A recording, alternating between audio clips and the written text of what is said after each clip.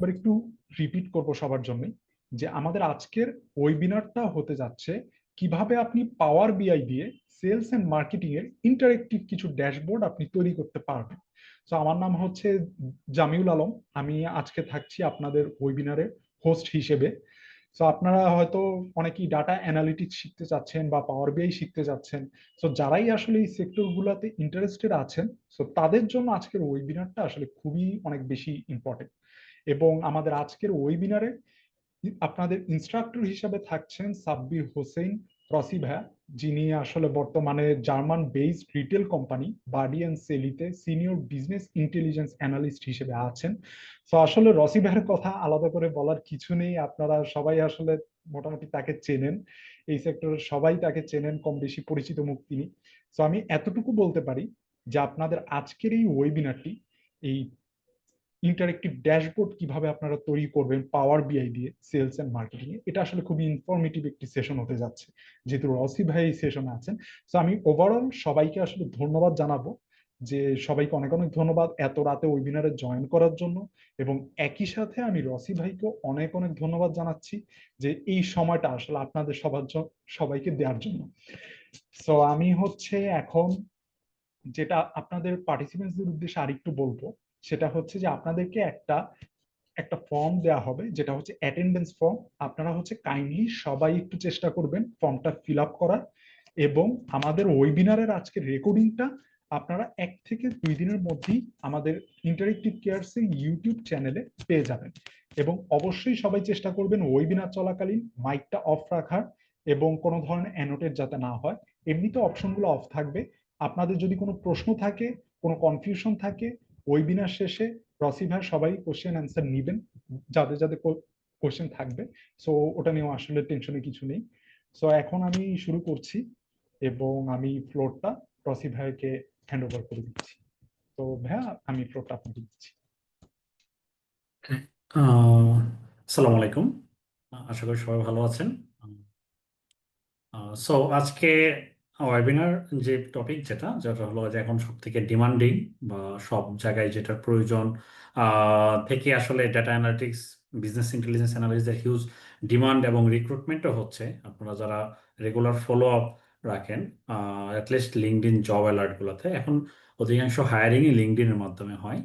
তাহলে তারা অন্ততপক্ষে এটা জানেন যে হলো গত মাস তিনেকে যেরকম ভাবে হায়ারিং হয়েছে এবং বেশিরভাগই ছিল বিজনেস ইন্টেলিজেন্স অ্যানালিস্ট বা ডেটা অ্যানালিস্ট। তো ওনাদের কাজটা কি হয়, যে ওনাদের কাজটা হলো নর্মালি একে তো কিছু রিপোর্ট থাকে ইন্ডাস্ট্রির, কিছু রিপোর্ট দিতে হয় স্টেক হোল্ডারদের, টপ লেভেলে যারা তাদেরকে দিতে হয়, তারা যেন বিভিন্ন ডিসিশন নিতে পারে। আরেকটা হলো এই রিপোর্টগুলো আগে যেটা হতো ম্যানুয়ালি হতো, যে আমার প্রতি মাসে, এবং এখনো অনেক জায়গায় অর্গানাইজেশন, আমি কিছুদিন আগে ঢাকা ব্যাংকে গেলাম ট্রেনিং দিতে। তো সেখানে গেলাম ওনাদের আইটি ডিভিশনে। হুম। সো ওনাদের মান্থলি মানে সেম রিপোর্টই প্রতি মাসের শুরুতে একবার করতে হয়, শেষের দিকে কিছু রিপোর্ট করতে হয়। তো আমি কিছু রিপোর্ট তখন তাদেরকে একটু অটোমেশন কিভাবে করা যায়, পাওয়ার বিআই, পাওয়ার কুয়েরি, এক্সেল এগুলো ইউজ করে সেগুলো দেখাচ্ছিলাম। সো কারণ একবার যদি আপনি সময় নিয়ে প্রপার প্ল্যানিং এর সহিত স্ট্র্যাটেজি সাজিয়ে আপনি যদি ড্যাশবোর্ড যদি বানাতে পারেন বা রিপোর্ট অটোমেশন যদি করতে পারেন, তখন দেখা যায় হলো আপনার অনেক টাইম বেঁচে যায়। হ্যাঁ, এফিসিয়েন্সি এবং রিয়েল টাইম অনেক ডিসিশন নিতে অনেক সুবিধা হয়। আর না হলে কি হবে, আপনি প্রতিবার আপনাকে আস্ক করবে যে ওকে, যে আমাকে এই রিপোর্টটা দাও, এই অ্যানালাইসিসটা দাও, আপনাকে প্রতিবার সেই কাজটা করে জমা দিতে হবে। সো আমরা শুধু আজকে আমি একটু স্ক্রিনটা একটু শেয়ার করে নিই। হ্যাঁ, জাস্ট মিনিট।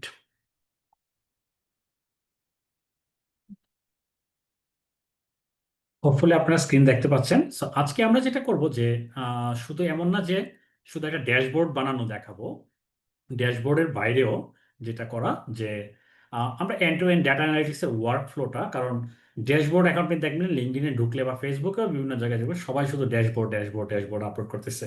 কিন্তু অনেস্টলি স্পিকিং এটা হলো সব থেকে ইজিয়েস্ট পার্ট।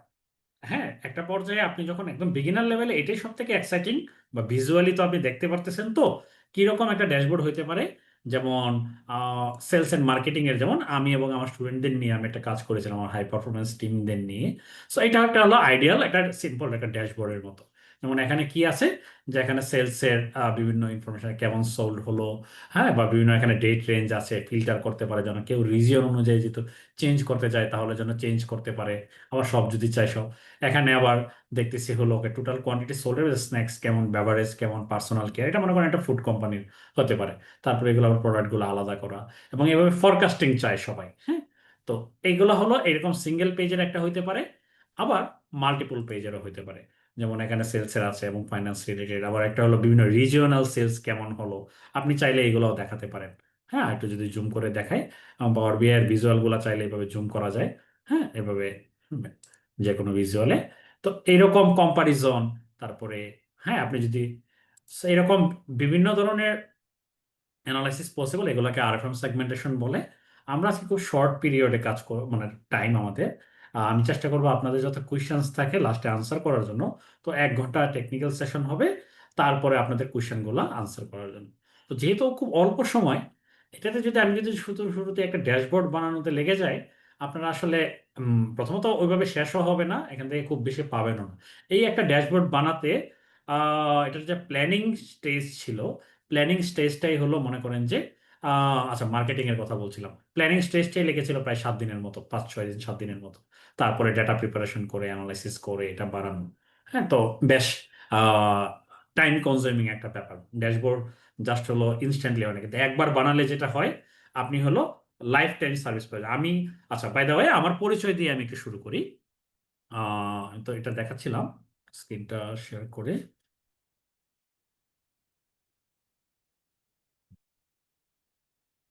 সো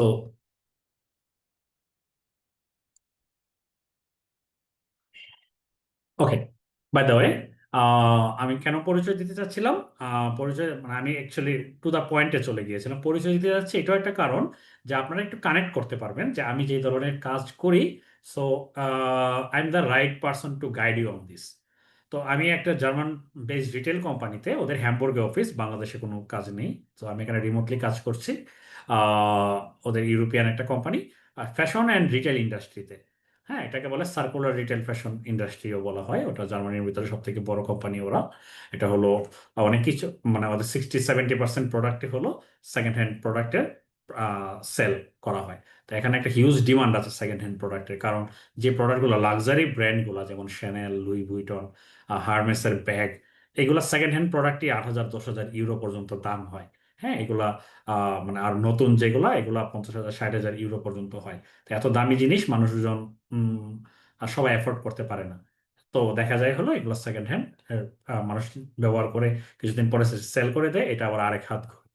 সো এরকম একটা ইন্ডাস্ট্রিতে আমি প্রায় 1.5 বছর যাবত কাজ করছি। ওখানে যাওয়ার পরে আমি দেখলাম ওনাদের রিপোর্টগুলো ছিল সব হলো এক্সেল বেসড এবং এসকিউএল বেসড। কেউ চাইলো এসকিউএল একটা কুয়েরি চাই করা হলো, যে আমাদের ডাটা ছিল গুগল বিগ কোয়েরিতে বলে, ক্লাউডে। তো কোয়েরি করে তারপরে তাদেরকে প্রোভাইড করা হতো, কেউ চাইলো এই জিনিসগুলো লাগবে একটা গুগল শিটে বা এক্সেলে, তাদেরকে এই ডাটাটা প্রোভাইড করে দেওয়া হতো। সো আমি যাওয়ার পরে যে ইনিশিয়েটিভটা নেই, আমার ফার্স্ট রিপোর্টে যেটা ছিল, আমাদের পারচেজ যখন করি আমরা বিভিন্ন ধরনের পারচেজের বিভিন্ন মনিটরিং রিপোর্ট একটা তৈরি করি। তো সেখানে আমার মনে আছে যে আমি হয়তো বা 2 দিনে করে ফেলেছিলাম, কিন্তু আমার প্রায়র এক্সপিরিয়েন্স থাকতে আমার জন্য সুবিধা হয়েছিল। কিন্তু ওই 2 দিনে তৈরি করা ড্যাশবোর্ডটা, 6-7 পেজের একটা ড্যাশবোর্ড, সেটা এখনো প্রতিদিন যে 50 জনের মতো পারচেস প্রসেসের সাথে জড়িত মানুষজন আছে এবং একদম এমডি সহ স্টেক হোল্ডার, তারা প্রতিদিন তাদের অ্যানালাইসিসে ব্যবহার করতেছে। তারা প্রতিদিন ওখানে দেখে যে ওকে আমরা এই বছর কি পর্যন্ত কিনলাম, কতটা কিনলাম, কোন আমরা কি বেশি দামে কিনতেছি কিনা আগের থেকে, ট্রেন্ডটা দেখে বুঝে। কারণ আমরা চাই যে আমাদের যেন পারচেস প্রাইস না বেড়ে যায়, সেল প্রাইস বাড়ুক কিন্তু পারচেস প্রাইস না বেড়ে যায়। হ্যাঁ, পারচেস প্রসেসে কোনো ধরনের ইনএফিসিয়েন্সি আছে কিনা, ওই যে প্রোডাকশন প্রসেসে ইনভেন্টরি নিয়ে যারা কাজ করে ওখানে। আমি তো আলটিমেটলি আমি সেল করি কোথায়, ওয়েবসাইটে। তো ওয়েবসাইটে আসতে গেলে প্রোডাক্টটা প্রকিউর করে ছবি টবি তুলে তারপরে ডেসক্রিপশন অ্যাড করে তো ওয়েবসাইটে তুলতে হবে। কিন্তু এই প্রসেসটাকে আমার টাইম বেশি লেগে গেল কিনা। আমার একটা টার্গেট দেওয়া আছে, টার্গেটের সাথে কম্প্যারিজন, মানে কম্পেয়ার করা হয়, অ্যাকচুয়াল ফিগার এবং টার্গেটের সাথে কম্পেয়ার করা হয়, এবং গত বছরের সাথে কম্পেয়ার করা হয়। এরকম অনেক কিছু এই বিষয়গুলো। তো এটা একটা, এর বাইরে আমি ডাটা সায়েন্টিস্ট কনসালটেন্ট হিসেবে অনেক বছর যাবত কাজ করছি বাইরের কিছু কোম্পানির সাথে, অস্ট্রেলিয়ান কিছু কোম্পানি আছে। আর তাছাড়া আমি ড্যাফোডিল ইন্টারন্যাশনাল ইউনিভার্সিটিতে লেকচারার হিসেবে ছিলাম। বাট একাডেমি এবং রিসার্চ সেক্টরটাকে আমি অনেকটা পিছনে ফেলে আসছি। এখন পুরোই হলো business intelligence, data analysis and data science, এই বিষয়গুলো নিয়ে কাজ করছি। সো আমরা একটু ড্যাশবোর্ডে যাওয়ার আগে, অলরেডি তো ড্যাশবোর্ডের একটা স্যাম্পল দেখলেনি। হুম। তো কেননা আমরা একটু জেনে নিই অ্যাকচুয়ালি এই যে actually analytical end to end প্রসেসটা কি হয়। আপনি যখন ইন্ডাস্ট্রিতে জয়েন করবেন, আপনার কাছে রিকোয়ারমেন্টটা কি থাকবে? আপনার কাছে কি শুধু ড্যাশবোর্ড রিকোয়ারমেন্ট থাকবে নাকি অন্য কিছু? আপনাকে মেইনলি ওয়ার্কফ্লোটা থাকে হলো র ডাটা থেকে অ্যানালিটিক্স প্রথম ডেভেলপ করা, দেন সেটাকে যেন রিপিটেটিভ না করতে হয় সেটাকে ড্যাশবোর্ডে নিয়ে আসা, দেন সেখান থেকে অ্যাকশনেবল ইনসাইট জেনারেট করা। শুধু এখানে ড্যাশবোর্ডে গাদা গাদা জিনিস থাকলেই হবে না, এমন কিছু দিতে হবে এটাকে বলে অ্যাকশনেবল ইনসাইট। এটা দেখে যেন একজন অ্যাকশন নিতে পারে, তা না হলে কিছুদিন পরে আপনার রিপোর্টগুলা বা ড্যাশবোর্ডগুলা অবসলিউট হয়ে যাবে, এটা আর কেউ ব্যবহার করবে না। কিন্তু মানুষ যখন তাদের প্রতিদিনকার অপারেশন চালানোর জন্য বা ডিসিশন জানার জন্য বা বিজনেসের প্রোগ্রেস গ্রোথ জানার জন্য বিভিন্ন এলিমেন্ট আপনি প্রোভাইড করবেন, আপনার ড্যাশবোর্ডে কিছু ইনসাইট দিবেন, সেটা চার্ট হোক, টেবিল হোক, এনিথিং, কিছু কেপিআই হোক, তখন আপনি আসলে যে এগুলো আপনারটা ব্যবহার করবে রেগুলার, আপনি তাদের কাছে ইম্পর্টেন্ট হবেন। বাই দ্য ওয়ে, এখানে যেটা হলো আমার লিঙ্কডইন প্রোফাইল আমি দিয়ে দিয়ে দিব, মানে লিঙ্কডইন প্রোফাইলও আছে, কেউ কানেক্ট হতে চাইলে পরে করতে পারেন, আর স্লাইডগুলো আমি দিয়ে দিব। হ্যাঁ, আমি জাস্ট এটা বেশিক্ষণ নেবো না, 5 থেকে 7 মিনিটের মতো দিব। হ্যাঁ। সো এখানে যদি আপনারা দেখেন যে ডেটা অ্যানালিসিস লাইফ সাইকেলের কথা বলছিলাম, যে প্রথম পার্ট হলো যেটাকে বলে ডিসকভারি। ডিসকভারিটা ইম্পর্টেন্ট কেন, বা এটাকে আরেকটা পার্টও বলে কেপিআই ফ্রেমওয়ার্ক ডেভেলপ করা। কারণ আপনার একটা বিজনেসের জন্য যখন কাজ করতে যাবেন, মানে আপনি হুট করে গিয়ে শুধু ডেটা আছে একটা কিছু বানানো শুরু করে দিলেন, ব্যাপারটা এমন না। আপনি বানালেন, কিন্তু কার কি প্রয়োজন প্রয়োজন না বুঝে যদি বানান, তার তো ব্যবহার করার কোনো বাধ্যবাধকতা নেই। আপনার মার্কেটিং টিমের সাথে কথা বললে মার্কেটিং টিমের সাথে কথা বলতে হবে, তারা নর্মালি কি দেখতে, যেমন আমি এখন দেখতেছি সামার সেলস এর দেখতে, আমি মার্কেটিং টিমের সাথে কথা বললাম তোমার কি লাগবে, আমি মাঝে 2 সপ্তাহ ছুটিতে ছিলাম, এসে বললাম ইন দ্য মিন টাইম, মানে আমি অনুপস্থিত ছিলাম, তোমাদের এখন কি দরকার। তখন তারা বলতেছে যে ওকে, আমরা সামার সেলস চালিয়েছিলাম, এক এক সপ্তাহে এক এক ধরনের, এক সপ্তাহে ব্যাগ আমরা অফার করেছি, এক সপ্তাহে আমরা শু অফার করেছি 35% ডিসকাউন্টে। তো এটার ইম্প্যাক্টটা দেখতে যাচ্ছি, আমরা যতগুলো প্রোডাক্ট তুলেছিলাম তার কেমন সেল হলো, বা যেগুলো সেল, মানে এই নর্মালও তো আমরা অফার দিই, নর্মাল অফার থেকে এটা কি বেশি এফেক্টিভ হলো কিনা, বা এই প্রোডাক্টগুলা সিমিলার ক্যাটাগরির প্রোডাক্ট সামার ডিলস ছাড়া যখন আমরা সেল করি এই সময়টাতে 35% ডিসকাউন্ট না দিলে কেমন সেল হতো। সো এই কোশ্চেনগুলো কিন্তু ড্যাশবোর্ড বানানোর কোশ্চেন না, এই কোশ্চেনগুলো হলো সরাসরি ডাটা অ্যানালাইসিস করা, করে তাকে আমার একটা ইনসাইট বা রিকমেন্ডেশন দেওয়া। ওকে, এটা গেল। আবার আজকে আমি মনে করেন যে হলো আরেকটা রিকোয়ারমেন্ট পেলাম যে ওকে, আমি একটা স্টক মনিটরিং করতে চাই। আমার যে আনপ্রোডাক্টিভ স্টক বলে, আনপ্রোডাক্টিভ স্টক কি, যেগুলো বিভিন্ন ফটোগ্রাফি প্রসেস বা আর্টিকেল ডেসক্রিপশন অ্যাড করা, কোয়ালিটি কন্ট্রোল চেক, এগুলোতে আটকে আছে। এখনো আটকে থাকলে কি হয়, সেলস অ্যাপ্রুভাল না হলে আমি ওয়েবসাইটে তুলতে পারবো না। তো আমি দেখলাম আমার কয়েক মিলিয়ন ডলারের প্রোডাক্ট আটকে আছে, আনপ্রোডাক্টিভ প্রোডাক্ট, এগুলো আমি ওয়েবসাইটে উঠলেই কিছু না কিছু সেল হতো, বা I can expect to sell. So তখন আমাকে যখন এই যে মনিটরিং এর কথা বললাম, আমি রেগুলার বেসিসে মনিটর করতে চাই, উইক বাই উইক, যে উইকে কেমন আনপ্রোডাক্টিভ হচ্ছে, পরের উইকে এটা কেমন কমলো না বাড়লো, ওভার দ্য মান্থ এটা কি বাড়লো না কমলো, এবং এটাকে ডাইনামিকলি আমার প্রতিদিন যেন এটা চেক করতে পারি। সো এই জায়গার ক্ষেত্রে যেটা হবে, এটা সিঙ্গেল ওয়ান টাইম রিপোর্টে হবে না, এটাকে আমাকে কি করতে হবে, ড্যাশবোর্ডের মতো দিতে হবে। Then I asked what KPIs do you require there. হ্যাঁ, তো এরকম ভাবে আপনাকে কোয়েশ্চেন করতে হবে। সো এই পার্টে হলো ডিসকভারি অ্যান্ড ডিফাইন, এই পার্টটা বলে, বা কেপিআই ফ্রেমওয়ার্কও বলে। দেন আসে হলো ওই অনুযায়ী based on your needs or requirement, আমরা হলো তখন আমার দরকার যে ডেটা, কোথায় ডেটা আছে সেটা ডেটা দেখবো, তারপরে ডেটা প্রিপারেশন করব, তারপরে হলো ডেটা মডেলিং আমরা আজকে দেখবো একটু। পাওয়ার বিআই মাল্টিপল সোর্স থেকে যখন ডেটা নিবেন, অনেক সময় দেখা যাবে মার্কেটিং এর টার্গেট এক টেবিলে থাকবে, আপনার সেলসের ডেটা থাকবে এক জায়গায়, হ্যাঁ, আপনার প্রমোশন রিলেটেড ডেটা থাকবে আরেক জায়গায়, গুগল একটা শিটে আছে, কোনোটা আছে ডেটাবেজে। হ্যাঁ, তখন এগুলোকে সবগুলোকে কানেক্ট করতে হয় কমন কিছু কি দ্বারা, এটাকে বলে মডেলিং, ডেটা মডেলিং পার্ট। হ্যাঁ। সো এই দুইটা আসলে সর্ট অফ সেম জিনিসই। আর মডেল বলতে এখানে অনেক সময় হাইপোথেসিস টেস্ট বা এগুলো করা হয়। যাই হোক, দেন হলো এটাকে শেয়ার করা হয় এবং এটাকে মডুলারাইজ করা হয়, বা সবাই যেন রেগুলার আপডেট হয়, বা এই বিষয়গুলো এখানে থাকে। সো এখন বলছিলাম যে কেপিআই এর কথা বলতেছিলাম। কেপিআই হলো কয়েক ধরনের কেপিআই হয়। যে কেপিআই কি, প্রথমত কিছু কি পারফরমেন্স ইন্ডিকেটর। আপনার বিজনেস একটা হলো এক এক বিজনেসের জন্য এক এক বিজনেস রকম। আজকে আমরা এআই এর ইউজও কিছু দেখবো, যে কেপিআই ফ্রেমওয়ার্ক সম্বন্ধে কিভাবে ধারণা নিতে পারেন। সো এক এক বিজনেসের জন্য এক এক রকম। তো পারফর্ম কিন্তু যেমন হলো সেলসের জন্য ইম্পর্টেন্ট কি, সেলসের জন্য টোটাল রেভিনিউ বা সেলস কত, হ্যাঁ, ডিসকাউন্ট কত পার্সেন্ট আপনি দিলেন, কত প্রোডাক্ট সেল হলো, কোয়ান্টিটি সোল্ড, রিটার্ন পার্সেন্টেজ কেমন, এগুলো খুবই ইম্পর্টেন্ট। এর বাইরে কি, প্রফিট মার্জিন কত, আপনি 100 টাকা 1 লাখ টাকা সেল করলেন, তার কত টাকা লাভ করলেন, বা আপনি যদি মনে করেন যে ওকে 56% প্রফিট মার্জিন, তার মানে বোঝায় 1 লাখ টাকা সেল করলে আপনি 56,000 টাকা আপনি লাভ হচ্ছে আপনার। তো এটা হলো প্রফিট মার্জিনের মতো বিষয়। হ্যাঁ, গ্রস প্রফিট কি, এই ধরনের অ্যাভারেজ বাস্কেট সাইজ, মানুষ একটা অর্ডার করলে একটা অর্ডারে একটা সিঙ্গেল প্রোডাক্ট কিনে না মাল্টিপল প্রোডাক্ট কিনছে, এরকম অনেক বিষয় থাকে।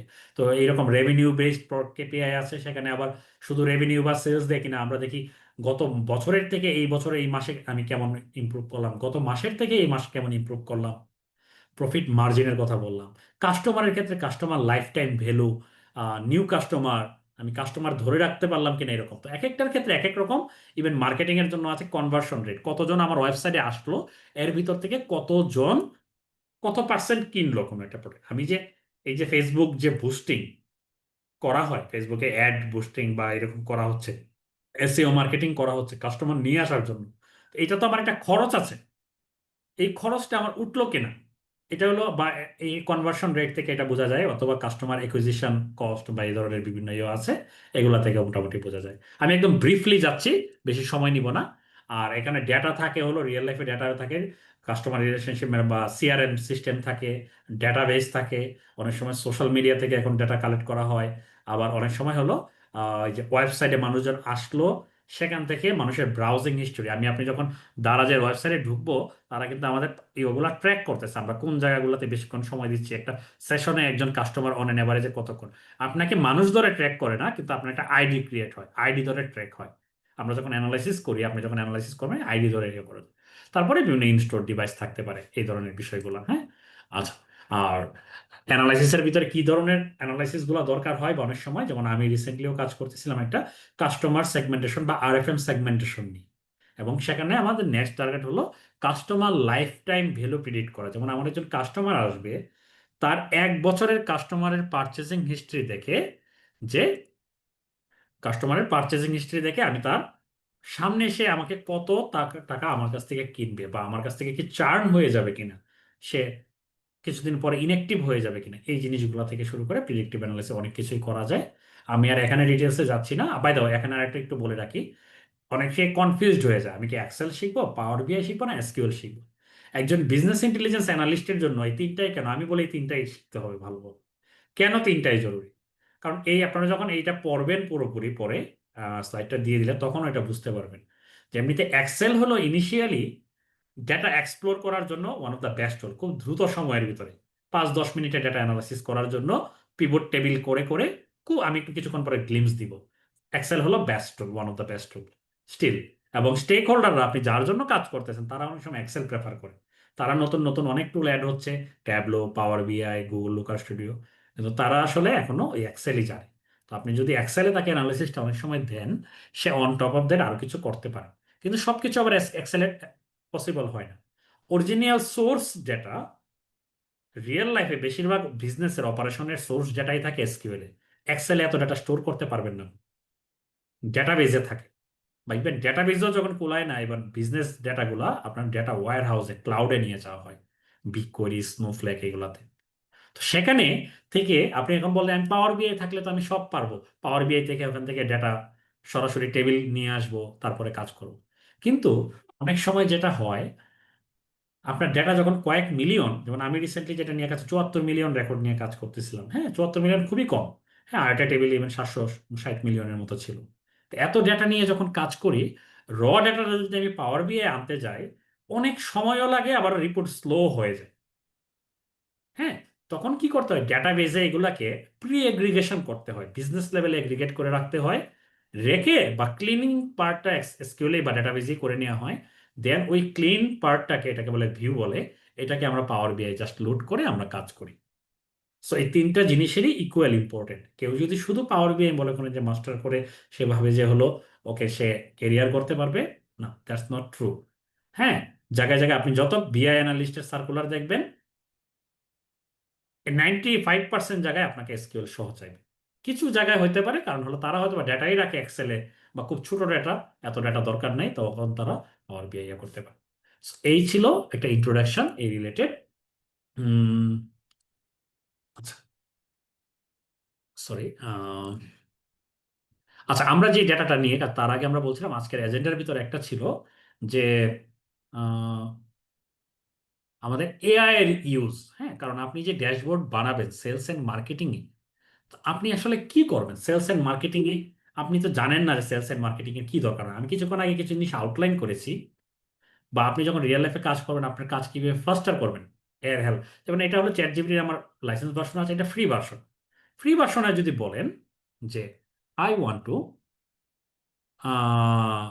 ডেভেলপ এ পিওসি, মানে proof of concept project in Power BI on sales and, আমি দ্রুত লিখতেছি এই জন্য অনেক চিন্তা করে প্রম্পট করতেছি না, ভালো প্রম্পট করলে ভালো রেজাল্ট আসে। Sales and marketing domain. Okay, what KPIs are generally required for an e-commerce company অথবা brand. Okay, what KPIs and analysis are generally required that can help the business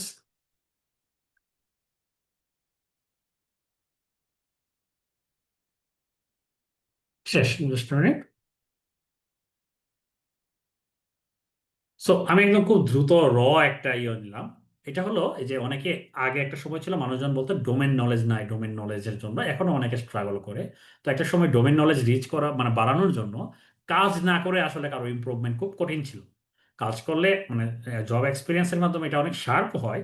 but এখন AI এর ফলে, বা ভালো ভালো কিছু ব্লগও আছে অ্যানালিটিক্স টুয়ার্ডস ডাটা সায়েন্স, হ্যাঁ, গিগস ফর গিগস বা এরকম আরো কিছু ইয়ে আছে।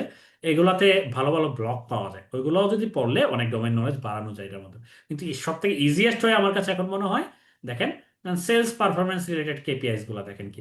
দেখেন, একটা পিএস সেলস এন্ড মার্কেটিং ডোমেনের ইয়ের জন্য, ই কমার্স সাইটের জন্য revenue, customer behaviour, marketing effectiveness, operational efficiency আছে কিনা, এইগুলো হলো অ্যানালাইসিসের জায়গা। যেমন সেলস পারফরমেন্স রিলেটেড কেপিআই গুলোর ভিতরে দেখেন গ্রস প্রফিট মার্জিন, যেগুলোর কথা আমি অলরেডি বলেছিলাম, average order value, total order, transaction, sales by region বা প্রোডাক্ট, টপ সেলিং প্রোডাক্ট, এগুলো তো খুব কম গেল। এর বাইরে আরো কিছু আছে যে অ্যাডভান্স, যেটা আমি নিজেও এই জার্মান কোম্পানিতে এখন যেটাতে কাজ করতেছি তার আগে জানতাম না। এসটিআর বলে, সেল থ্রু রেট। আমি যে প্রোডাক্ট লিস্ট করতেছি তার, আমি যদি বলি STR 30, হ্যাঁ, আমি যদি বলি আমার STR 30 হলো 45%, এটা বোঝায় যে আমার যে প্রোডাক্ট যে লিস্ট করতেছি তার 45% প্রোডাক্ট 30 দিনের ভিতরে সেল হয়ে যায়। তো এটা একটা ইন্ডিকেটর দেয় কি, আমার how fast we can sell. যদি আমরা ফাস্ট সেল করি যে প্রোডাক্ট ক্যাটাগরিটা, ওইটা কিন্তু আমি বেশি ইনভেন্টরিতে আমাকে আয়না রাখতে হবে। যেটা কম সেল করি সেই রিলেটেড প্রোডাক্ট কিন্তু আমি ইনভেন্টরিতে বাড়াবো না, সেগুলো আমরা প্রকিউর কম করব। সো এইভাবে এইগুলা অনেক অনেক ডিজাইন, বেশি করে প্রাইসিং মডেল থেকে শুরু করে সব জায়গায় অনেক। আর আর একটু কম্প্রিহেন্সিভ অ্যানালাইসিসের ভিতরে যেটা বললাম, এই যে দেখেন আরএফএম সেগমেন্টেশনের কথা বলা আছে, active versus inactive customer, repeat purchase rate, customer life time value. Marketing এর ভিতরে এই যে রিটার্ন অন ইনভেস্টমেন্টের কথা বলা আছে, ROI। হ্যাঁ, স্পেন্ড ভার্সেস রেভিনিউ, আমি যে খরচ করলাম এই অনুযায়ী রেভিনিউ কত আসলো। হ্যাঁ, কস্ট পার একজন কাস্টমারকে অ্যাকুয়ার করতে আমার কত খরচ হলো। যেমন আমার টোটাল রেভিনিউ দেখলাম হলো 1 লাখ, আর আমি দেখলাম আমার কাস্টমার আসলো 10,000, তাহলে পার কাস্টমার অনবোর্ড করতে আমার হলো 1 লাখ ভাগ 10,000, 10 টাকা খরচ হয়েছে। হ্যাঁ, তো এরকম বিভিন্ন মেট্রিক্স আছে। তো আপনি যদি ইভেন ওকে বলেন যে আমি বুঝি না, আমাকে বলো তো কস্ট পার অ্যাকুইজিশন কি, আপনাকে কিন্তু এখানে বলে দিবে what is,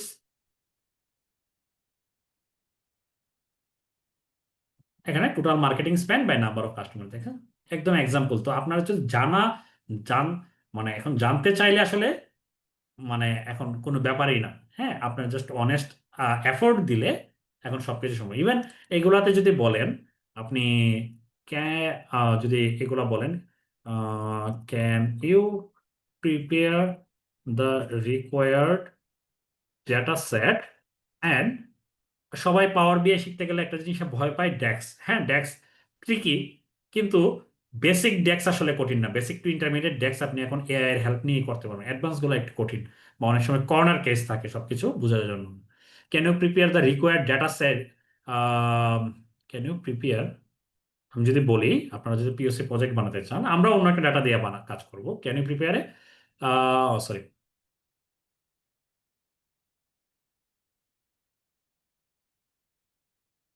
sample data set to build the dashboard. Even ডেক্সের কথা বলছিলাম না, please provide me the decks to find the KPIs you mentioned earlier। দেখবেন আপনাকে যেমন ডেটা সেট যেমন সে বানিয়ে দিবে, এটা কিন্তু সবগুলাই মোটামুটি, বাই দ্য ওয়ে, এটাকে GPT-5 কি ফ্রি করে দিয়েছে? আচ্ছা, এখন আমরা এটা ইন দ্য মিন টাইম এটা রেডি হতে হতে একটু সময় লাগবে, অনেক সময়। আমরা যে ডাটাটা, আমারও ডাটাটা হলো, কারণ আমি আমার অফিসিয়াল ডাটা তো ডেফিনেটলি ইউজ করতে পারবো না। সো আমি একটা এরকম চ্যাট জিপিটিকে প্রম্পট করে আমি একটা ডেটা সেট ডেভেলপ করেছিলাম। এটাকে বলে সিনথেটিক ডাটা, এই ডাটাগুলোকে বলে সিনথেটিক ডাটা। আপনারা আপনার কোয়েশনগুলো করে রাখেন এবং আনমিউট করে কোয়েশন করতে পারবেন 10টা 30 পরে, হ্যাঁ। সো এখানে সিম্পল একটা সেলস রিলেটেড ডাটার মধ্যে খুব কমন বিষয়, কোন কাস্টমার অর্ডার করেছে, কোন প্রোডাক্ট অর্ডার করতেছে, আইডিটা, হ্যাঁ, কোয়ান্টিটি কি, সেলস অ্যামাউন্ট কি, কতটুকু ডিসকাউন্ট কি অ্যাপ্লাই হয়েছিল কিনা, পেমেন্ট মেথড, হ্যাঁ, প্রোডাক্ট নেম, প্রোডাক্ট ক্যাটাগরি। দেখবেন এর বিভিন্ন ক্যাটাগরির আন্ডারে, যেমন হলো যেমন অ্যাক্সেসরিজ এর আন্ডারে কি কি আছে দেখেন, এরকম এখানে অ্যাকচুয়াল রিয়েল প্রোডাক্টের নাম নাই। সো এখানে প্রাইস, ব্র্যান্ড, সিজন, হ্যাঁ, এটা হলো সেলস অ্যামাউন্ট, আর হলো এটা হলো নর্মাল প্রাইস। আর কস্ট অফ গুডস সোল্ড, হ্যাঁ, যে আমার কস্ট অফ কগস মানে হলো কস্ট অফ গুডস, এই প্রোডাক্টটা বানাতে আমার কত খরচ হয়েছে, এটা হলো আমার সেলিং প্রাইস, আর এটা হলো বানানোর খরচ। হ্যাঁ, তারপরে কে ইয়ে করেছে, লোকেশন কোথায়, লয়্যালটি স্ট্যাটাস, কাস্টমারদের বিভিন্ন লয়্যালটি স্ট্যাটাস থাকে বিভিন্ন জায়গায়। এই ইনফরমেশন গুলো ইউজ করে রিয়েল লাইফে ডেটা নিয়ে কাজ করাটা আরো সহজ। ডাটা বানানো আসলে টাফ, হ্যাঁ, সব সময়। তারপরে ইভেন দেখেন, আমি এক্সেলের কথা বলেছিলাম, এক্সেলও ড্যাশবোর্ড সুন্দর ডিজাইন করা যায়। আপনি যদি এটাকে আহ, এখান থেকে যদি সিম্পল যদি অ্যানালাইসিস করতে চান, পিভট টেবিলের উপরে কিছু নাই, হ্যাঁ। আপনারা পাওয়ার বিআই তো ড্যাশবোর্ড দেখতে চান, একটা ড্যাশবোর্ড আসলে 1 ঘন্টায় বানানো যায় না। আমি 15, আমি আপনাদের একটা স্যাম্পল ড্যাশবোর্ড আমি দিয়ে দিব, এই ডাটার উপর কাজ করাই লাস্টে, যেন আপনারা বুঝতে পারেন। আমি শুরুটা করে দিব, আপনারা তারপরে এন্ড ইউর প্রোডাক্টটা আপনারা দিয়ে দিব। তো এখান থেকে যেমন সিম্পল যদি দেখেন, আপনারা যে বিভিন্ন প্রোডাক্ট ক্যাটাগরি দেখলাম না, প্রোডাক্ট ক্যাটাগরি অনুযায়ী যদি আমি দেখতে চাই, ওকে, আমার টোটাল সেলস কত, এই সেলস অ্যামাউন্ট দেখেন তো। আমি এখানে কিন্তু আপনার মনে হলো না, ক্যাটাগরির আন্ডারে আবার বিভিন্ন ব্র্যান্ড আছে, ব্র্যান্ড অনুযায়ী দেখবো। এখানে হয়তো যদিও ব্র্যান্ড এ বি এভাবে লেখা, খুব ইজিলি এভাবে দেখতে পারবেন। আপনি মনে করেন যে এই প্রোডাক্টগুলোতে আপনার বানাতে কত খরচ হয়েছিল, ওকে, অথবা এখান থেকে কয়টা অর্ডার হয়েছিল, জাস্ট ড্র্যাগ অ্যান্ড ড্রপ করতেছেন। আপনার মনে হলো না, এইভাবে দেখবেন না, আপনি ব্র্যান্ডটাকে এখানে দিবেন। সো এইভাবে ইজিলি দেখতে পারবেন। আপনার মনে হলো না, অর্ডার ডেট অনুযায়ী সাজাবেন কিছু, এইগুলো এইভাবে অ্যানালাইসিস করবেন না আপনি। আপনি দেখতে চাচ্ছেন যে অর্ডার ডেট অনুযায়ী, দেখেন এখানে বিভিন্ন মান্থ অনুযায়ী আছে। আপনি যদি চান যে এগুলো আবার মান্থের সাথে ডেট দেখতে চান, ডেটও দেখতে পারবেন। সো ইনিশিয়াল অ্যানালাইসিসের জন্য এটা জাস্ট একটু করলাম, খুবই ভালো। মানে এটার সাথে যদি even product category, normally business এইভাবে দেখে অভ্যস্ত, হ্যাঁ, যে আপনি যদি এইভাবে দেন, দেখতে পারেন যে ক্যাটাগরিগুলো। সো যাকে এখানে আমরা ইয়ে করতেছি না, ডোন্ট সেভ দিয়ে পাওয়ার বিআই কিভাবে কাজ করে। প্রথমত, আপনারা যারা একদম নতুন, তাদের জন্য বলি, পাওয়ার বিআই লোকালি ইউজ করার জন্য 100% ফ্রি, এবং একটা certain part, sorry, store, Microsoft store কোথায়, উইন্ডোজ মেশিন যারা চালান, উইন্ডোজের জন্য পাওয়ার বিআই ইউজ করতে পারবেন, ম্যাকে বা লিনাক্সে করতে পারবেন না, ভার্চুয়াল মেশিন ইনস্টল করে করতে হবে। আপনি যদি এখানে পাওয়ার বিআই, পাওয়ার বিআই এই ডেস্কটপ এখান থেকে ইনস্টল করবেন, তাহলে অটো আপডেট হয়ে যায়। যখনই আপডেট হয়, তাহলে এখানে ক্লিক করলেই আমার এখানে ওপেন দেওয়া আছে, আপনাদের গেট লেখা থাকবে, যাদের ইনস্টল নাই, ইজিলি 2 মিনিটে বা 5 মিনিটে এটা ইনস্টল হয়ে যাবে। দেন হলো আপনি এখান থেকে ওপেন করতে পারবেন। আপনি চাইলে পাওয়ার বিআই ডেস্কটপ এভাবে ওপেন করতে পারবো।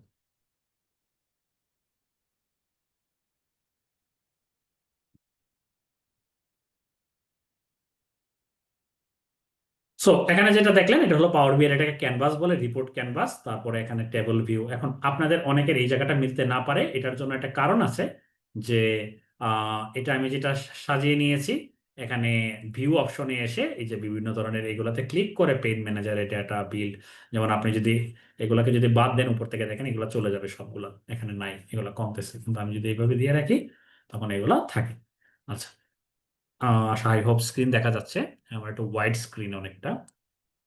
যাই হোক, পাওয়ার বিআই যখন কাজ করবেন, এখানে প্রথমে ভিউয়ে এসে বিভিন্ন ধরনের থিম চুজ করতে পারেন। কেউ ডার্ক থিমে কাজ করলে ডার্ক থিম চুজ করতে পারেন, কেউ যদি লাইট থিমে কাজ করেন লাইট থিম ইয়ে করতে পারেন। হ্যাঁ, সো আমি মনে করেন যে এখন যেটাতে এ করতেছি একটা নর্মাল থিম ইউজ করতেছি, অথবা মনে করেন যে ভিউয়ে এসে আমার মনে হলো যে আমি এই থিমটা ইউজ করবো। হ্যাঁ, আমার কাছে।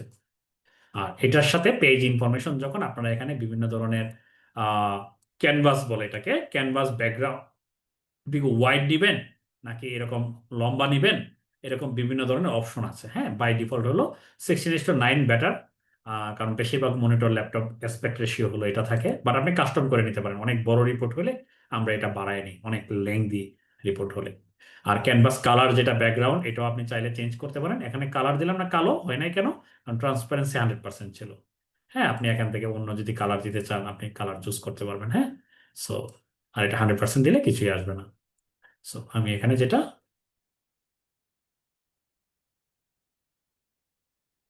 হোয়াইটই রাখতেছি। হ্যাঁ, এরকম বিভিন্ন অপশন আছে। তো আমার এখন ডেটা সোর্স কানেক্ট করতে হবে, তাই না? ডেটা ছাড়া তো কিছুই পসিবল না। আমাদের ডেটাটা যেহেতু এক্সেল ডেটা, আমরা দেখেন এখানে অনেক অপশন আছে। আপনি এখানে ডাটাবেস থেকে শুরু করে সব ধরনের সোর্সের সাথে ওয়েব, ইভেন ওয়েব স্ক্রেপিং করেও ডেটা নিয়ে আসা যায় বেসিক লেভেলের হইলে। বেসিক লেভেলের টেবুলার ডেটা হইলে ওয়েবসাইট থেকে নিয়ে আসা যায় ডেটা। এবং আমাদের এক্সেল ফাইল যেহেতু, আমাদের আই থিঙ্ক ফাইলটা হলো এটা। তখন আপনি যখন ডেটা লোড করবেন তখন সরাসরি পাওয়ার বিআই লোড করে ফেলতে পারেন, কিন্তু কোনো কিছু যদি ট্রান্সফর্ম করার দরকার হয়, যেমন আমাদের মেইন ইয়ে হলো ডেটা হলো এটা, এখানে একটা প্রিভিউ দেখতে পারবেন। আমরা ট্রান্সফর্ম অপশনে দিব, কারণ কোনো কিছু যদি চেঞ্জ করতে হয়, আমরা যে চেঞ্জগুলো করি পাওয়ার কোয়েরিতে করি, অটোমেটিক্যালি পাওয়ার কোয়েরি অন হয়ে যায়। এক্সেলে যখন কেউ অ্যানালাইসিস করে, এক্সেলও কিন্তু পাওয়ার কোয়েরি ইউজ করা যায়, এটা অনেকে জানেন না। কন্ট্রোল শিফট একটু জুম করার জন্য প্লাস। আই হোপ এখন একটু ভালো দেখা যাচ্ছে। সো এখানে যেটা হয়, এটা কোয়েরির নাম হয় এটা। আর এখানে হলো, এখানে দেখেন বাই ডিফল্ট হলো শুরুতে এই, সো এখানে ছিল। সে এখান থেকে আমি যে টেবিলটা চুজ করলাম, আমি এই টেবিলটা চুজ করলাম, এই যে নিচে এই টেবিলটা, এটাকে নেভিগেট করে এই টেবিল। কিন্তু টেবিলে আমি যদি এই জায়গাগুলো আমি বাদ দিয়ে দিই, দেখেন হেডার গুলা প্রপারলি উপরে উঠে নেয়, উপরে ওঠার কথা ছিল। তখন use first row as header বলে হেডার গুলা প্রপারলি উঠেছে, এবং কিছু স্টেপ সে অটোমেটিক্যালি নিয়ে নেয়। কিন্তু পাওয়ার কোয়েরির সুবিধা হলো ইচ্ছা করলে আপনি চেঞ্জ করতে পারবেন স্টেপগুলো। সে দেখেন চেঞ্জ টাইপ, এখানে কিন্তু ডেটটাকে সে প্রপার ডেট হিসেবে ছিল না। তো এটাকে কিভাবে ডেট করেছে, যে দেখেন এখানে এসে ক্লিক করলে ডেটে কনভার্ট করা হয়েছে, কারণ এটা তো ডেট টাইপের। সেইভাবে একটা একটা করে যদি না করতে চান, আমরা যদি সবগুলোও যদি ইয়ে করি, সিলেক্ট করে এখানে ট্রান্সফর্মে এসে ডিটেক্ট ডাটা টাইপস বলে এটা দিলে সে সবগুলা সে মোটামুটি গ্যাস করে নেয়, মানে বুঝে নিতে পারে ডাটা স্ট্রাকচার দেখে। হ্যাঁ, তো এইভাবে এখানে ইয়ে করে নেওয়া যায়। এখন এর বাইরে আপনি যখন এটা ক্লোজ এন্ড অ্যাপ্লাই দিলেন, ডাটাটা এসে এখানে লোড হবে। একটা ড্যাশবোর্ড আসলে অ্যাটলিস্ট 6, 7, 10 ঘন্টার মতো কাজ করতে হয়। অত অল্প সময়ে আমি একটু, মনে হতে পারে দ্রুত কথা বলতেছি, আসলেই বলতেছি। আমি নর্মালি সেমিনারগুলো ওয়ার্কশপগুলো যখন অফলাইনেও নেই, যখন দেখা যায় হলো 2.5 ঘন্টা 3 ঘন্টা সেশন, 4 ঘন্টা 6 ঘন্টা 5 ঘন্টা হয়ে যায়, কারণ এটা আসলে শেষ করা যায় না। তো অনলাইনে যেহেতু সবারই একটা টাইম রেস্ট্রিকশন বা এই বিষয়গুলো আছে। বাট আমি আপনাদের এন্ড প্রোডাক্টটা কিরকম হইতে পারে, আমি জাস্ট এখানে কানেকশন বা কিভাবে করা যায় এই জিনিসটা একটা রাফ আইডিয়া দিব। ডিজাইনের সেন্সটা আমি দিয়ে দিচ্ছি, লাইক আই প্রমিসড। আর 10:30 পর্যন্ত, তার মানে আর 25 মিনিট আছে। সো এটা যখন করবেন, তো আপনি এখানে যেটা হবে যে আহ, আপনি এই তো আমাদের ডেটা আছে, তো ডেটা ভিউটা হলো এটা দেখেন, এখানে আপনি ডেটাও দেখতে পারবেন। হ্যাঁ, ডেটাতে ক্লিক করলে এটা দেখতে পারবেন এখানে। আচ্ছা, ইভেন কোনো ডেটা যদি চেঞ্জ করতে হয় আপনার, এখানে যেমন মনে করেন যে এই প্রোডাক্ট আইডি বা সামথিং, এটার কোনো টেক্সট না অন্য কিছু, এটা চেঞ্জ করতে চান, এখানে ক্লিক করে চেঞ্জ করা যায়। হ্যাঁ, ওকে। সো আমার যেটা দরকার, আমি মনে করেন যে আমাদের বেসিক টাইপের অ্যানালাইসিসের জন্য, যেমন আপনি চাচ্ছেন যে টোটাল সেলস কত আপনার, রাইট? তো টোটাল সেলস যদি আপনি বলেন না, অথবা মনে করেন যে কত আপনার কয়টা অর্ডার হয়েছে, তো অর্ডারের জন্য আমাদের অর্ডার আইডি আছে। আপনি জাস্ট এখানে ড্র্যাগ এন্ড ড্রপও যদি করেন, আপনাকে দেখেন সে প্রথমে গ্যাস করতে পারে নাই প্রপারলি বিআই টুলস কেন বলা আছে, বিজনেস ইন্টেলিজেন্স। আপনি এখানে যদি ক্লিক করেন, আপনি এখানে এসে বলতে পারবেন কাউন্ট ডিস্ট্রিক্ট, ইউনিক কয়টা অর্ডার হয়েছে। এটাকে এইভাবে দেখাবে। আপনি যদি চান যে অ্যাকচুয়াল নাম্বার দেখাতে, তখন এখানে ফরম্যাট, এটাকে বলে ফরম্যাট পেনে ক্লিক করে এখানে এসে ডিসপ্লে ইউনিটসে বলতে পারেন নান। নান বললে ফুল নাম্বারটা দেখাবে। হ্যাঁ, এখন এটা আপনার থাউজেন্ড সেপারেটরটা থাকলে ভালো হতো, না হলে বড় নাম্বার পড়তে অনেক সময় সমস্যা হয়। তখন প্রপার্টিজে এসে যে আপনি বলতে পারেন এটা হোল নাম্বার, অর্ডার তো কখন সবসময় ফুল পূর্ণ সংখ্যা হবে, এবং এখানে থাউজেন্ড সেপারেটর একটু দেখতে নাইস দেখা যায়। এটাকে ডেক্স মেজার দিয়ে আমরা করি নাই, এটাকে বলে এক্সপ্লিসিট মেজার। আবার এটা সেম ভাবে আপনি দেখেন আমাদের সেলস কত ছিল, এখানে সার্চও করা যায়। সেলস রিলেটেড কিছু ছিল আমাদের, সেলস অ্যামাউন্ট, এটা যদি আনলেন, দেখেন আপনি এখানে দেখতেছেন টোটাল সেলস অ্যামাউন্ট এত মিলিয়ন।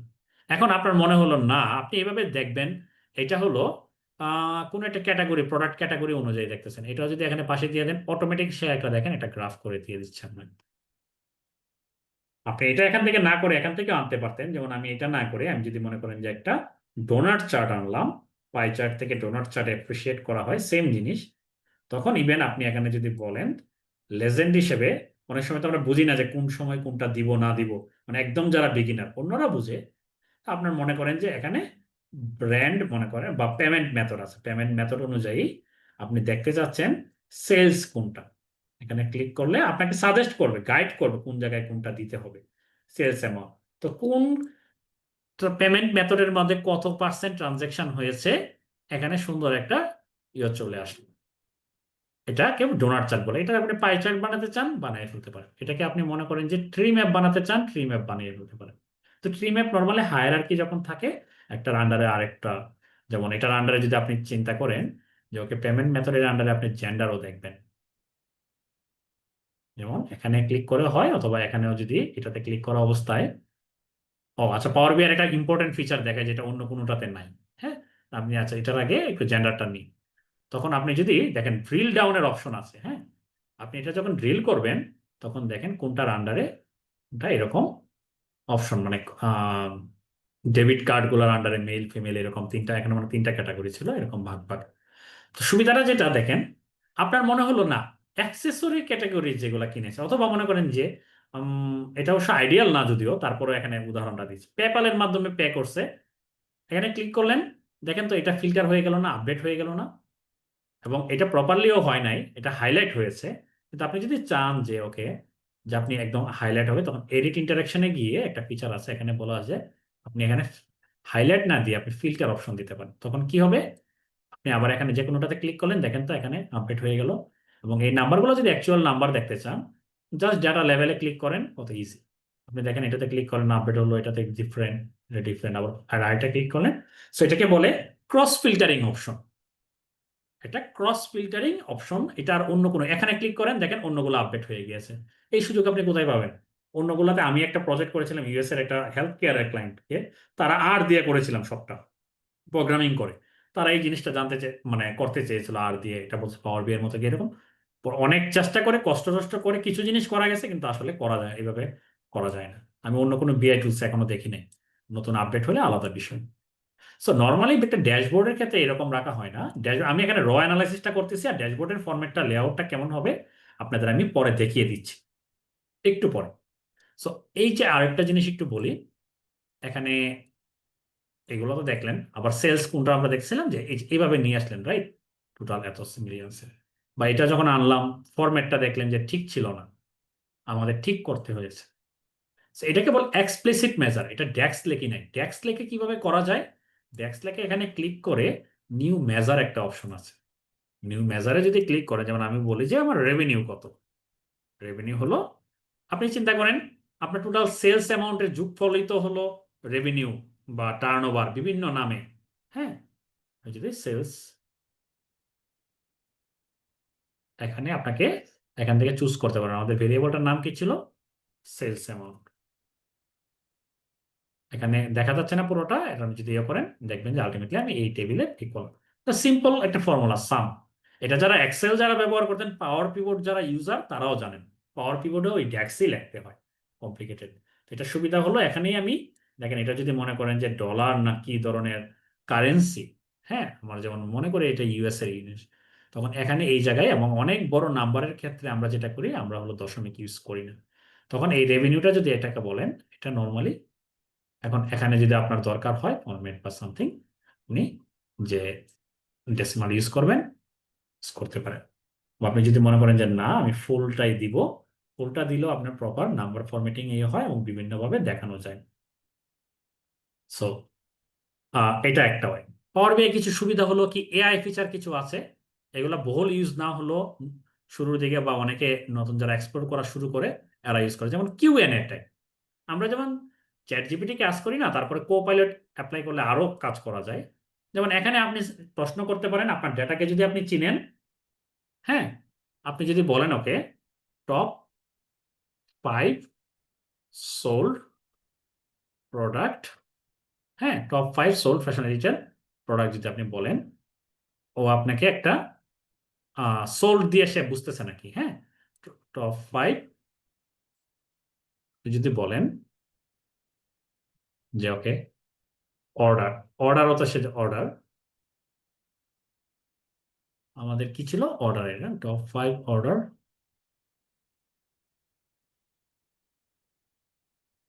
কি দিতে পারবে না। টপ 5 আমার প্রোডাক্টটা এইভাবে বলতে হবে, আমি ডেক্স গুলো লিখে নিলে সুবিধা হতো। আমি যদি বলি টপ 5 রেভিনিউ করি ফ্রম বাই টপ টপ 5 আমার কি প্রোডাক্ট ক্যাটাগরি ছিল, রাইট? অথবা আমি বলি top 3 product category by revenue. এখন দেখেন দিতে পারবে আই থিঙ্ক। আচ্ছা, জাস্ট এ মিনিট। অথবা রেভিনিউ বাই প্রোডাক্ট করে করি, অনেক সময় কমপ্লিকেটেড হলে অথবা দিতে পারবো না, বাট ইনিশিয়ালি যদি হয় দেখেন তো বিভিন্ন ক্যাটাগরি অনুযায়ী আমার রেভিনিউটা দিয়ে দিল। হ্যাঁ, তো আবার আপনি যদি মনে করেন যে অর্ডার বাই প্রোডাক্ট, সো এটা এখন অর্ডারটা দিচ্ছে না, কারণ কিন্তু আমি যদি এখানে একটা মেজার নিয়ে রাখতাম, ওকে মেজার দেখার সুবিধাটা হলো টোটাল অর্ডারস অথবা total quantity order equal to কি হবে, সাম অফ আমার একটা কোয়ান্টিটি আছে, একটু লেখলে অটো কমপ্লিট করে দিবে আপনাকে। তখন আপনি যখন এখানে কুয়েশন করবেন, এগুলো যখন আগে থেকে রেডি আছে বা আপনার ডেটা নিয়ে অনেক কিছু করলেই করা যায়, তখন আমি যদি বলি এখানে অর্ডার, তো আপনি বলতে পারেন কোয়ান্টিটি অর্ডারড বাই,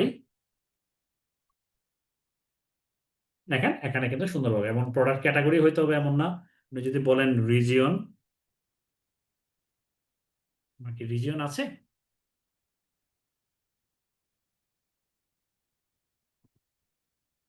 ভেরিয়েবল থাকতে হবে, হ্যাঁ আমার মনে হয় রিজিয়ন ছিল না আমাদের ডেটাতে, কি ছিল একটু যদি আমরা এখানে যাই, আমাদের ডেটাতে ছিল লোকেশন। সো আপনাকে এখন রিজিয়ন এসে চিনবে, এই কাজগুলো করা যায়, ট্রেন করতে হয় তখন। যেমন আপনি যদি এখানে লোকেশনে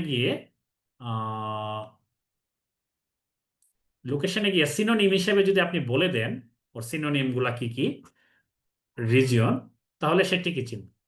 এখন যদি আপনি এখানে বলেন দেখেন অটোমেটিক্যালি আপডেট হয়ে যাবে ইন এ ম্যাপ। যদি ম্যাপে বলেন আপনাকে ম্যাপেও দিয়ে দিবে সে। সো এরকম অনেক কিছুই করা যায়, এর বাইরেও আরো পাওয়ারফুল ফিচার আছে এআই ফিচার গুলা থেকে শুরু করে, বাট এটা হলো স্ট্যান্ডার্ড কিছু না। আমি এখানে খুব ডিটেলসে যাব না, আমি জাস্ট জাস্ট ইয়েটা দেখাই। আমি একটা ফাইল ওপেন করি আপনাদের, আরেকটা জিনিস দেখাবো ডেট টেবিলের, এটা আমি অলরেডি আজকে করে রাখছিলাম আপনাদের জন্য। আমি জানি যে অল্প সময়ে কভার করা যাবে না এগুলো।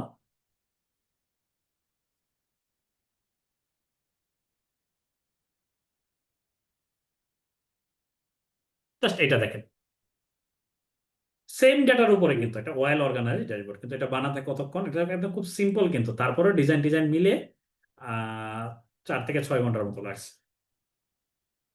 হ্যাঁ, যেখানে কি দেখেন, যেমন ফ্যাশন রিটেল অ্যানালাইসিস বলতেছি, যে ডাটা ছিল ফ্যাশন রিটেলের, যেটা ছিল ওভারভিউ এ, টোটাল রেভিনিউ কত, নাম্বারগুলোতে মিলতেছে তাই না, টোটাল ইউনিক কাস্টমার্স কত, টোটাল প্রোডাক্ট কিউ, এগুলোর সাথে আইকন অ্যাড করেছে, আইকন ডাউনলোড করতে হয়েছে, তারপরে এগুলো অ্যাড করেছি। হ্যাঁ, সে অ্যাভারেজ অর্ডার ভ্যালু কত, এটা বোঝাচ্ছে যে একটা অর্ডারে একজন অন অ্যান অ্যাভারেজ 606 এটা এরকম আছে। সেলস ট্রেন্ডকে যদি আপনার অনেকে ফরকাস্টিং দেখতে চান, তখন কি করা যায়, যে এখানে অবশ্য ফরকাস্ট করা যাবে না, আরো টাইম ডেইলি ডাটা থাকতে হবে। আই থিঙ্ক হ্যাঁ, ডেইলি ডাটা থাকলে ফরকাস্ট করা যেত আরো বেশি সময়। ডেটা এটা জাস্ট 1 বছরের ডাটা, জেন্ডার অনুযায়ী ডিস্ট্রিবিউশন, প্রোডাক্ট ক্যাটাগরি। এবং এই যে দেখেন এই কালারগুলা কিন্তু বাই ডিফল্ট আসে না। কালারগুলা কিভাবে আসছে দেখেন, এখানে একটা সিকোয়েন্স, সব থেকে খারাপ যেটা, এটাকে রেড কালার দিয়ে ইন্ডিকেট করা। কারণ আপনার যখন অনেক কিছু এলিমেন্ট থাকবে আপনার ড্যাশবোর্ডে, তখন আপনার কালার দিয়ে যেন মানুষকে হাইলাইট করতে পারে, সব থেকে বেশিটা সবুজ। এটা কিভাবে করা হলো, এটা করা হলো এই যে বার গুলো আছে এখানে দেখেন, আমি যদি এটা কেটে দেই তাহলে চলে যাবে সব একই কালার, রাইট? কিন্তু আপনি যদি এখানে এসে এই যে একটা ফর্ম কন্ডিশনাল ফরম্যাটিং অপশন আছে, এখানে গিয়ে যদি বলেন গ্রেডিয়ান্ট, সব থেকে বা লোয়েস্ট গুলাকে রেড, সব থেকে ইয়েগুলাকে আপনি একটা অন্য কালার দিবেন, আপনার এই অনুযায়ী দেখেন এ হয়ে যাচ্ছে। সো এইভাবেও কিন্তু আপনি আলাদা করা যায়। তো এই পাওয়ার বিআই দিন দিন অনেক ইমপ্রুভ করছে, এই জিনিসগুলো অনেক কিছুই ছিল না পাওয়ার বিআই। এখানে যখন রাখতেছেন, এখানে হোভার করতেছেন, আপনার মনে হচ্ছে এখানে সেলস ট্রেন্ড দেখতেছেন, কেউ হোভার করলে কিন্তু অন্য কোনো ডিটেলস দেখতেছেন না। এটা কিভাবে করা যায়? তো ওকে, আপনি এটাকে বলে টুল টিপ বলে। হ্যাঁ, টুল টিপ আরো পাওয়ারফুল অনেক কিছু করা যায়। যেমন এখানে যদি আপনি গিয়ে আপনারা তো টোটাল রেভিনিউ দেখতেছেন তাই না, এখানে আপনি জাস্ট যদি মনে করেন যে একে আপনি রেভিনিউ এর সাথে আপনি দেখতে চান আমার খরচ কত ছিল, আমি বুঝলাম আমার সেল এত, খরচ কত ছিল, টুলটি যদি এটা অ্যাড করে দেন। ওকে, এটা কয়টা আইটেম আমার অর্ডার হয়েছিল, এখানে তো অ্যামাউন্ট দেখাচ্ছে, আমি তো এখানে কয়টা আইটেম অর্ডার হয়েছিল সেটাও জানতে চাই, টোটাল অর্ডারও জানতে চাই, আর টোটাল মানে কোয়ান্টিটি হয়তো বা জানতে চাই। তখন দেখেন আপনি যখন হোভার করবেন আপনাকে বাকি ইনফরমেশন গুলো দেখাচ্ছে, কিন্তু কনটেক্সট দেখাচ্ছে। এবং আপনি যদি মনে করেন যে ফিমেল ক্যাটাগরির এরার জন্য সবকিছু দেখবেন, দেখেন পুরো রিপোর্ট ফিমেলের জন্য ইয়ে হয়ে গেল, হাইলাইটেড, এখানে হাইলাইটেড হয়ে গেল। আপনি যদি হাইলাইটেড না চাই সরাসরি ফিল্টার দেখাতে চান, ওটাও দেখাতে পারেন, টোটাল হলে হচ্ছে।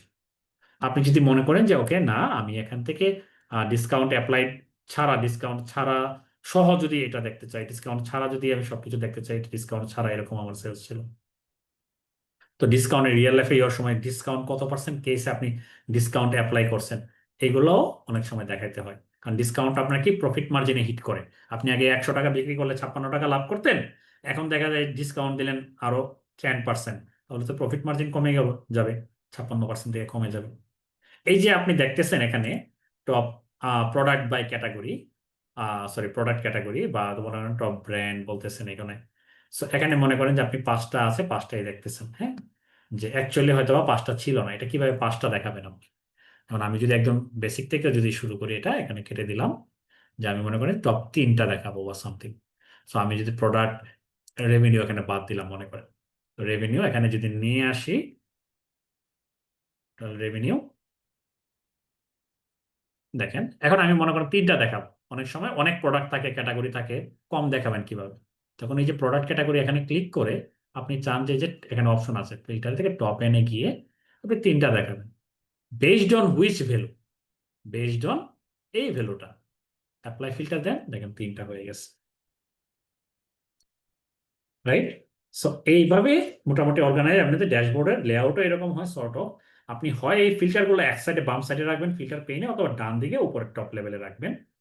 কেপিআই গুলো নর্মালি এভাবে রাখা হয় টপে, কেন? মানুষের হিউম্যান ইয়ে হলো যে নর্মালি বা মানে জেড এর মতো এইভাবে, হ্যাঁ, এইভাবে দেখা।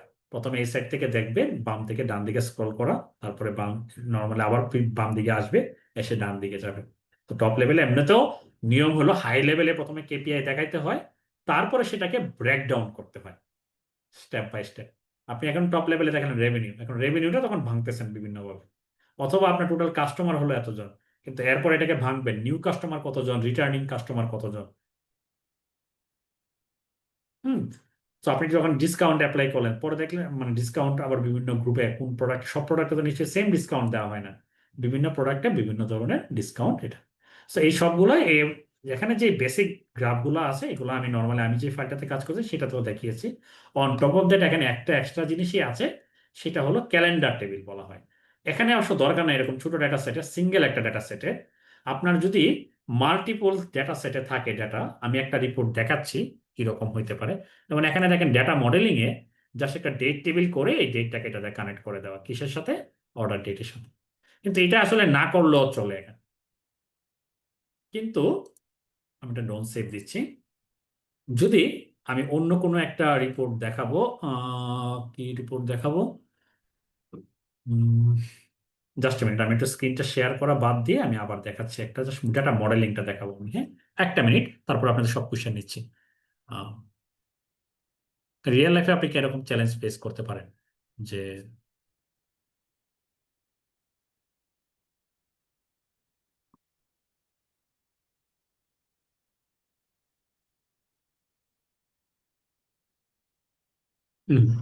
ওকে জাস্ট আ মিনিট, একটু ওপেন হোক। আহ, তারপর আমার কথা শেষ হলে একটু ইন্টারেক্টিভ সেলস টিম থেকে একজন কয়েক মিনিট কথা বলবে, তারপরে আপনাদের সব ইন দ্য মিন টাইম আমি চ্যাট কমেন্ট বক্সে আপনাদের কোয়েশ্চেনের একটু আনসার দিব, আর তারপরে হলো কোয়েশ্চেন করবেন। সো এটা একটা অ্যানালাইসিস আমার কাজের, রিয়েল কাজের। এখানে দেখেন, আপনারা যদি এটা দেখেন, বামের এগুলা ইগনোর করতে পারেন, ডান দিকের গুলা। এখানে দেখেন আমার টেবিল একটা না, পারচেজের একটা টেবিল, আর্টিকেল ডেসক্রিপশনের একটা টেবিল, সোর্সিং কোয়ালিটি মানে প্রোডাক্ট কেনার সময় যে কোয়ালিটি প্রবলেম হয় এটা একটা প্রবলেম থাকে, এখানে আছে। এখন এই যে মনে করেন বিভিন্ন আলাদা আলাদা টেবিল আছে, আমার মেইন কাজ ছিল এখানে প্রত্যেকটা পারচেজারের বিভিন্ন ইনফরমেশন দেখা, তাদেরকে মনিটর করা। তো তার কিছু পারচেজ রিলেটেড ইনফরমেশন দেখতে হবে, তার সেল থ্রো রেট যেটা, মানে তার প্রোডাক্টগুলো কত দ্রুত সেল হয়, সে আর্টিকেল ডেসক্রিপশনগুলো প্রপারলি অ্যাড করতেছে কিনা, তার প্রোডাক্টের কোয়ালিটি ভালো কিনা, কিন্তু এগুলো সব আলাদা আলাদা টেবিলে। কিন্তু এখন মনে করেন আপনার এই টেবিলেও পারচেজার আছে, পারচেজারের ইনফরমেশন আছে, এই টেবিলেও আছে এই টেবিলের।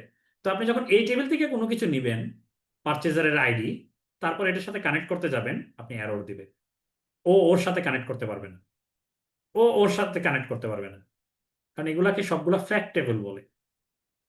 ফ্যাক্ট টেবিলে একজন পারচেজারের মাল্টিপল ট্রানজাকশন থাকতে পারে, মাল্টিপল রো থাকতে পারে একজনের এগেনস্ট। কিন্তু এই জন্য আমাকে কি করতে হয়েছে, আলাদাভাবে একটা ব্রিজ টেবিল তৈরি করতে হয়েছে, এটাকে বলে ব্রিজ টেবিল, আলাদা একটা ডাইমেনশন টেবিল তৈরি করছি। এখানে সবার জন্য, একজনের জন্য একটা আইডি, মানে একটা ইনফরমেশন। যেমন আপনার কাস্টমার টেবিলের মতো মনে করেন, যদি চিন্তা করেন প্রত্যেকটা কাস্টমার একটা করে টেবিল, কিন্তু সেম কাস্টমার কিন্তু মাল্টিপল অর্ডার করতে পারে, রাইট? তো এখানে সবগুলারই আলাদা আলাদা আছে, তো ওর সাথে ওকে এভাবে কানেক্ট করে দিয়েছে, কিভাবে, কোনটা দিয়ে,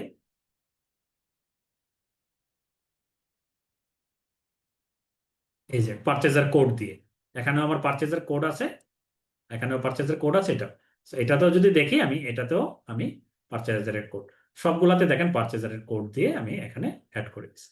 তখন আমি যখন এই টেবিল থেকে যখন টানবো, পারচেজারের নেম, কোড এগুলা নিব, সে প্রপারলি ও ওখান থেকে গিয়ে ফিল্টারটা গিয়ে দেখেন এখানে ডিরেকশন আছে, ওই টেবিলে গিয়ে ফিল্টার করবে, ওকে এই পারচেজারের সব ইনফরমেশন তুমি দাও, রো বাই রো সে ফিল্টার করবে, এর জন্য এটা ফিল্টার করবে, বির জন্য, সির জন্য, যা যা থাকে এইভাবে ভাবে, এখন ভাবে সেম ভাবে। তো এটাকে বলে মেনি টু মেনি রিলেশনশিপে যখন থাকে এই ধরনের কেস ডিল করতে হয়। এবং রিয়েল লাইফে এরকম হওয়াটাই স্বাভাবিক, স্টেক হোল্ডাররা একটা পর্যায়ে তারা অনেক অনেক সব একসাথে করতে চায়, আলাদা আলাদা রিপোর্ট করায়, তারপরে সব আবার একসাথে করতে হয়। তো এরকম চ্যালেঞ্জও ফেস করতে পারে, সেম ভাবে ডেট হলো আলাদা, এরকম একটা টেবিল তৈরি করতে হয়। তো এই ডেট টেবিল, ডেট দিয়ে এখানে যে ডেট আছে এটার সাথে কানেক্টেড, কারণ আপনি যখন মান্থলি ট্রানজাকশন দেখবেন, ইয়ারলি, এটা এটা, তো ওর ডেট তো ওকে ফিল্টার করবে না, কিন্তু এই ডেটটা এসে সবাইকে দেখেন আলাদা আলাদা ভাবে ফিল্টার করবে। কিসে আছে দেখেন, এখানে যদি দেই, এখানে দেখেন ডেট ফার্স্ট লিস্টিং, আর এটার ক্ষেত্রে কোনটা, পারচেজ ডেট, এখানে কবে আর্টিকেল ক্রিয়েটেড, এখানে কবে সোর্সিং কোয়ালিটি, সবগুলো কানেক্ট করবে। So এই জিনিসটা ডেট টেবিল ক্রিয়েট করাটাও একটা ইম্পর্টেন্ট। তো ডেট টেবিল খুব ইজিলি করা যায়, নেটে অনেক পাওয়া যায়।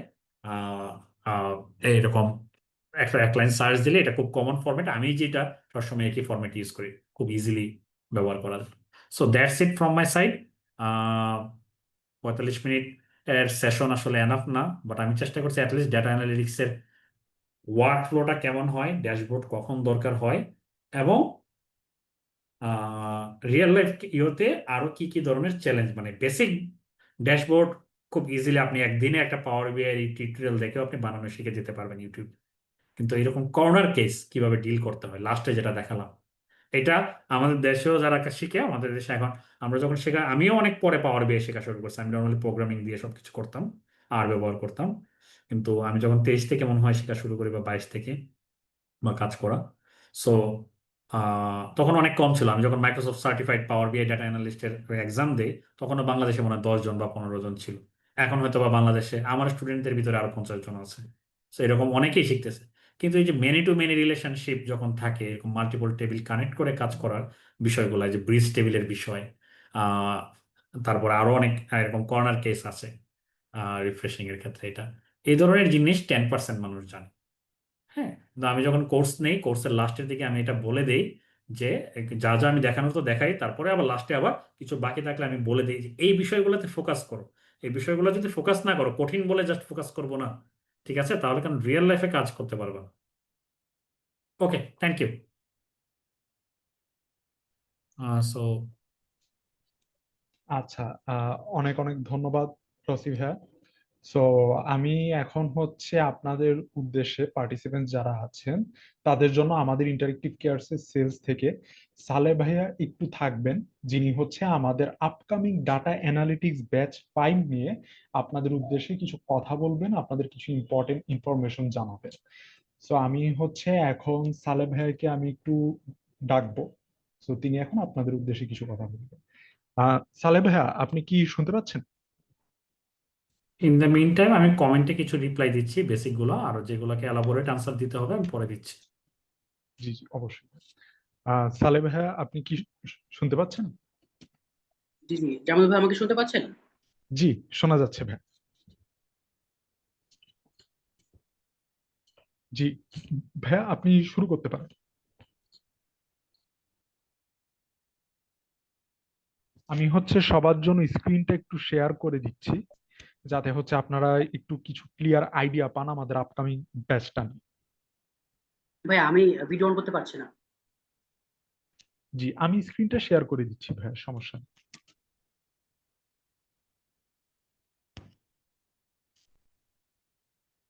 জি, আমার স্ক্রিনটা কি আমার দেখা কিন্তু যাচ্ছে? ক্যামেরা অন হচ্ছে না ভাইয়া।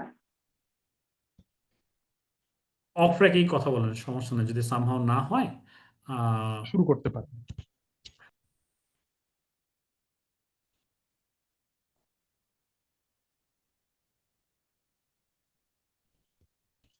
হ্যালো, আপনি কি শুরু করবেন? হ্যাঁ, জি, সালে ভাইয়া, আপনি আসসালামু শুরু আলাইকুম করুন। ভাইয়া। জি থ্যাংক ইউ সো মাচ রসি ভাইয়া আমাকে কথা বলার সুযোগ দানের জন্য। আহ, আমি সালে বলছি, ইন্টারেক্টিভ কেয়ারসে right now career counsellor cum junior কি অ্যাকাউন্ট এক্সিকিউটিভ হিসেবে আছি। তো আহ, আমাদের আজকের যে ওয়েবিনারটা আছে এটার উপর বেস করে আহ, রসি ভাইয়ের সাথেই উনি আহ, আমাদের ডেটা অ্যানালিটিক্স এন্ড পাওয়ার বিআই এর উপরে 6 মান্থস একটা প্রিমিয়াম পেইড কোর্স আছে, যেখানে প্রত্যেক সপ্তাহে 2টা করে লাইভ ক্লাস এবং প্রত্যেক দিন 2বার করে সলভ ক্লাস বা সাপোর্ট ক্লাস থাকবে। সো একদম ডেটা অ্যানালিটিক্স এর very basic to advance cover করা হবে এই কোর্সে, এবং পাওয়ার বিআই টুলসটাও প্রপারলি শেখানো হবে। কি কি কাজ করানো হবে বা শেখানো হবে সে বিষয়ে অলরেডি ভাইয়া আইডিয়া দিয়েছেন বা আপনাদেরকে এক্সপ্লেইন করেছেন। সো অনেক সুন্দর একটা ওয়েবিনার হচ্ছিল, এর মধ্যে ইন্টারাপ্ট করার জন্য আসলে সরি। তো আমি হচ্ছে চ্যাট বক্সে আমার কন্ট্যাক্ট নাম্বার দিয়ে দিচ্ছি, যদি কোর্স রিলেটেড কারো কোনো কোয়েরি থাকে অবশ্যই আমাকে নক দিবেন, রিচ আউট করবেন। আর আমাদের কোর্সটা কিন্তু রিসেন্টলি শুরু হতে যাচ্ছে। তো সাব্বির হোসেন রসি ভাইয়ের কথা কিভাবে বলবো, উনি তো right now senior business intelligence analyst হিসেবে জার্মান বেজে একটা রিটেল কোম্পানিতে রিমোট জব করছেন। তো একটা কথা না বললেই নয়, ভাইয়া কিন্তু আমাদের লাস্ট ব্যাচেও বলেছিলেন যে যারা হচ্ছে টপ 10 লার্নার থাকবেন ব্যাচে, তাদেরকে উনি পার্সোনালি সময় দিবেন এবং গাইডলাইন দিবেন কিভাবে রিমোট জব পেতে হয় বা লোকাল জবে নিজেকে অ্যাটেন্ড করা যায়। তো আশা করছি এই ব্যাচে উনি এই সুযোগটা অবশ্যই দিবেন এবং অবশ্যই দিবেন। আর আমাদের এই কোর্সে সাপোর্ট ক্লাস নেবেন হচ্ছে সজীব খান ভাইয়া। উনি রাইট নাও পাঠাওতে ডেটা অ্যানালিস্ট হিসেবে কাজ করছেন। সো খুবই ভালো একটা অফার, ভালো একটা সুযোগ এই কোর্সে। আমাদের এই কোর্সটার ফিস হচ্ছে 6,000 টাকা। এখন 28% ডিসকাউন্টে 4,320 টাকা আছে কোর্সের প্রাইস। সো আপনাদের যদি কারো কোনো হেল্প লাগে, কোনো কোয়েরি থাকে কোর্স রিলেটেড, আমাকে অবশ্যই নক দিবেন। আমি আমার হোয়াটসঅ্যাপ নাম্বারটা শেয়ার করে রাখছি। থ্যাংক ইউ সো মাচ ভাই আমাকে সময় দেওয়ার জন্য। আমি এক্সট্রিমলি সরি বেশি সময় নিয়ে ফেললাম মেবি। ঠিক আছে সালে ভাইয়া, আপনাকে না না অসংখ্য কমপ্লিট। ধন্যবাদ। প্লিজ সো আপনাদের ওয়াসি ভাই, আপনাদের কারো কোয়েশ্চেন থাকলে এ করেন। আর একটা জিনিস হলো যে ওই যে অপরচুনিটিস বা এগুলো নিয়ে আমি কখনো এই প্রমিস করে আসলে job create opportunity job manage করে দিব বা এটা করে আমি কখনো ইয়ে করি না। যার স্কিল ডেভেলপ করা দরকার, কেরিয়ার গড়তে চান, তাদেরকে যত ধরনের হেল্প করতে হয় এটা আমরা এমনি করি। বাট এটা করে আমি কখনো ইয়ে করি না যেটা বললেন। কিন্তু আমি বেচ 2 থেকেই আসলে প্রতি বেচেরই লাস্টে একটা হাই পারফরমেন্স টিম করি, কোনোটাতে 10 জন, কোনোটাতে 5 জন, এভাবে আর কি। সো বেস্ট ইয়েতে 2-তে ছিল 10 জন, পরের বেচে ছিল 5 জন, 4 জন। এখন লাস্ট 4 বেচ 4 তো এখনো ক্লাস চলে। এবং বেচ 4-এর যে 4 জনের 3 জনেরই জব হয়েছে অলরেডি। একজন আমার টিমেই অস্ট্রেলিয়ান একটা কোম্পানির হয়ে কাজ করতেছে ইন্টার্ন হিসেবে। আর একজন হলো কার্টাপে, ইউএস বাংলা এয়ারলাইন্সের কার্টাপে জয়েন করেছে। আর আরেকজন হলো ইন্টারেক্টিভ কেএফসি ডাটা অ্যানালিস্ট হিসেবে জয়েন করেছে একজন। সো এরকম ভাবে বেস 2-রও 2 জনের ইন্টার্নশিপের ব্যবস্থা হয়েছে এটা। কিন্তু বাট সবার কি হয়েছে না, সবার অনেকের টাইম লাগে, অনেকের এটা ডিপেন্ড করে আসলে। সবসময় এই জিনিসটা বেশিটা ডিপেন্ড করে, আমরা সবার জন্য সমান চেষ্টা করি। কিন্তু সবসময় এটা হলো যে আসলে আগ্রহী, মানে হবিস্ট যারা, তাদের কিছু হয় না। যে আমি একটা হবি, একটা স্কিল শিখি বা গড় পড়া মানে এফোর্ট দিয়ে, মানে মোটামুটি বেশিরভাগ সময় দেখা যায় 300 স্টুডেন্ট ভর্তি হলো কোর্সে, লাস্টে 50 জন থাকে। কিন্তু এর ভিতরে আবার 15-20 জন ডেডিকেটেড, এবং এদের সবসময় জব হয়। জব বা বাইরেও যদি যায় হায়ার স্টাডিতে গিয়ে ভালো করে সবকিছুতে। আর ডাটা অ্যানালাইসিস এমন একটা স্কিল সেট, এটা এখন যে কোনো ফিল্ডেই লাগে। হ্যাঁ, সো এটা আসলে জব প্রমিসের কিছু না। যারা ভালো এদের জন্য আসলে আমি সজীব, এরা যে কিছুদিন আগে পাঠাও ইন্টারভিউ দিল অনেকে, যারা ইন্টারভিউ দিল সবাই আমাদের স্টুডেন্টই ছিল। সো আমরা আমাদের সিভি চেষ্টা করেছি ফরওয়ার্ড। তো সবার করেছি না, যারা একদম আহ, আমরা এরকম 4 জন পেয়েছি যারা হলো রেডি, যারা হলো তাদের পোর্টফোলিওটা রেডি, যাদের স্কিলের সাথে মিলে। তো আমি তো অন্যদের তো করি নাই। কিছু পজিশন যে আমার আমার কোম্পানিতে আমি একজনকে নিলাম, যে মনে 6 ডিজিট স্যালারিতে জয়েন করছে রিসেন্টলি, মানে আমার টিমে এখন কাজ করতেছে। সো সেটার জন্য আমি ভালো সিভি পাইনি। লাস্টে যে 7 জনের ইন্টারভিউ নিলাম, যখন আমার স্টুডেন্টদের থেকেও কিছু ছিল, বাইরেরও কিছু ছিল, কমিউনিকেশন স্কিলে এত সমস্যা। এখন আমি ফরেন ক্লায়েন্ট, বিদেশি ক্লায়েন্টের সাথে কাজ করব, আমার তো ইংরেজিতে কথা বলতে হবে অ্যাটলিস্ট। আর ওরা এক্সপেক্ট করে ওরা স্ট্যাটিস্টিক্স কিছুটা জানবে বা অ্যাপ্লাই করতে পারবে, কিছুটা এক্সেল জানবে। হ্যাঁ, সাথে অন্যান্য জিনিসগুলো জানা থাকলে ভালো। আমার ওটা রিকোয়ারমেন্ট ছিল খুবই সিম্পল: ইংলিশে কমিউনিকেশন স্কিল, বেসিক স্ট্যাটিস্টিক্স এর নলেজ, আর হলো এক্সেলেন্ট।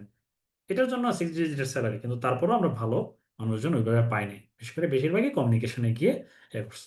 তারপরে এআইইউবি থেকে একজনকে আমরা নিয়েছি। হ্যাঁ প্লিজ, ওভার টু ইউ। আপনাদের এখন যত কোশ্চেন আছে প্লিজ বলতে পারেন। হ্যাঁ, একজন মাহবুব ভাই, আনমিউট করার অপশন দেন। হ্যাঁ, ভাই হোস্ট আসসালামু যে আলাইকুম। আছে। জি আপনাদের আচ্ছা, সবাইকে আনমিউট করা আছে, সো আপনারা যে কোনো কোশ্চেন করতে পারেন। ভাই আমি কি কোশ্চেন করব? হ্যাঁ হ্যাঁ প্লিজ। কোশ্চেন তো না ভাই, আসলে আমি শেখার জন্য দুইটা জিনিস জানতে চাইছিলাম। ফার্স্টে আমরা পাওয়ার বিআই তে, মানে আমি যেটা প্রবলেম ফেস করি, যে আমার মাল্টিপল শিট নিয়ে হয়তো কাজ করার প্রয়োজন পড়ে। এখন মানে একটা সেটিংস এর ব্যাপারটা একটু জানিয়ে নিতাম আপনার কাছ থেকে। যে আমরা ফাইলে যখন যাই ওপেন করি, অপশন এন্ড সেটিংস এর একটা পার্ট আছে। ডাটা সোর্স সেটিং এ গেলে হুম আমরা হুম হুম। দেখি যে চেঞ্জ হ্যাঁ, সোর্সে গেলে একটা পার্ট আসে যে আপনার অ্যাডভান্স। এই অ্যাডভান্সটা যদি একটু এক্সপ্লেইন করতেন। আর হলো গ্লোবাল পারমিশনের একটা ট্যাব আছে। আমি গ্লোবাল পারমিশন দিয়ে আসলে কি কাজ আমি এখানে করতে পারবো, বা কেমন ধরনের কাজ আমি এখানে দিতে পারবো। আর চেঞ্জ সোর্সে গেলে আমার ওইখানে অ্যাডভান্সটা কিভাবে কাজ করে, এটা কি আমাকে মাল্টিপল। অ্যাডভান্সের এখন আমি ডাইরেক্ট রিকল করতে পারতেছি না, কারণ কোনো ফাইল ছাড়া ডাইরেক্ট আমি রিকল করতে পারতেছি না অ্যাডভান্সের।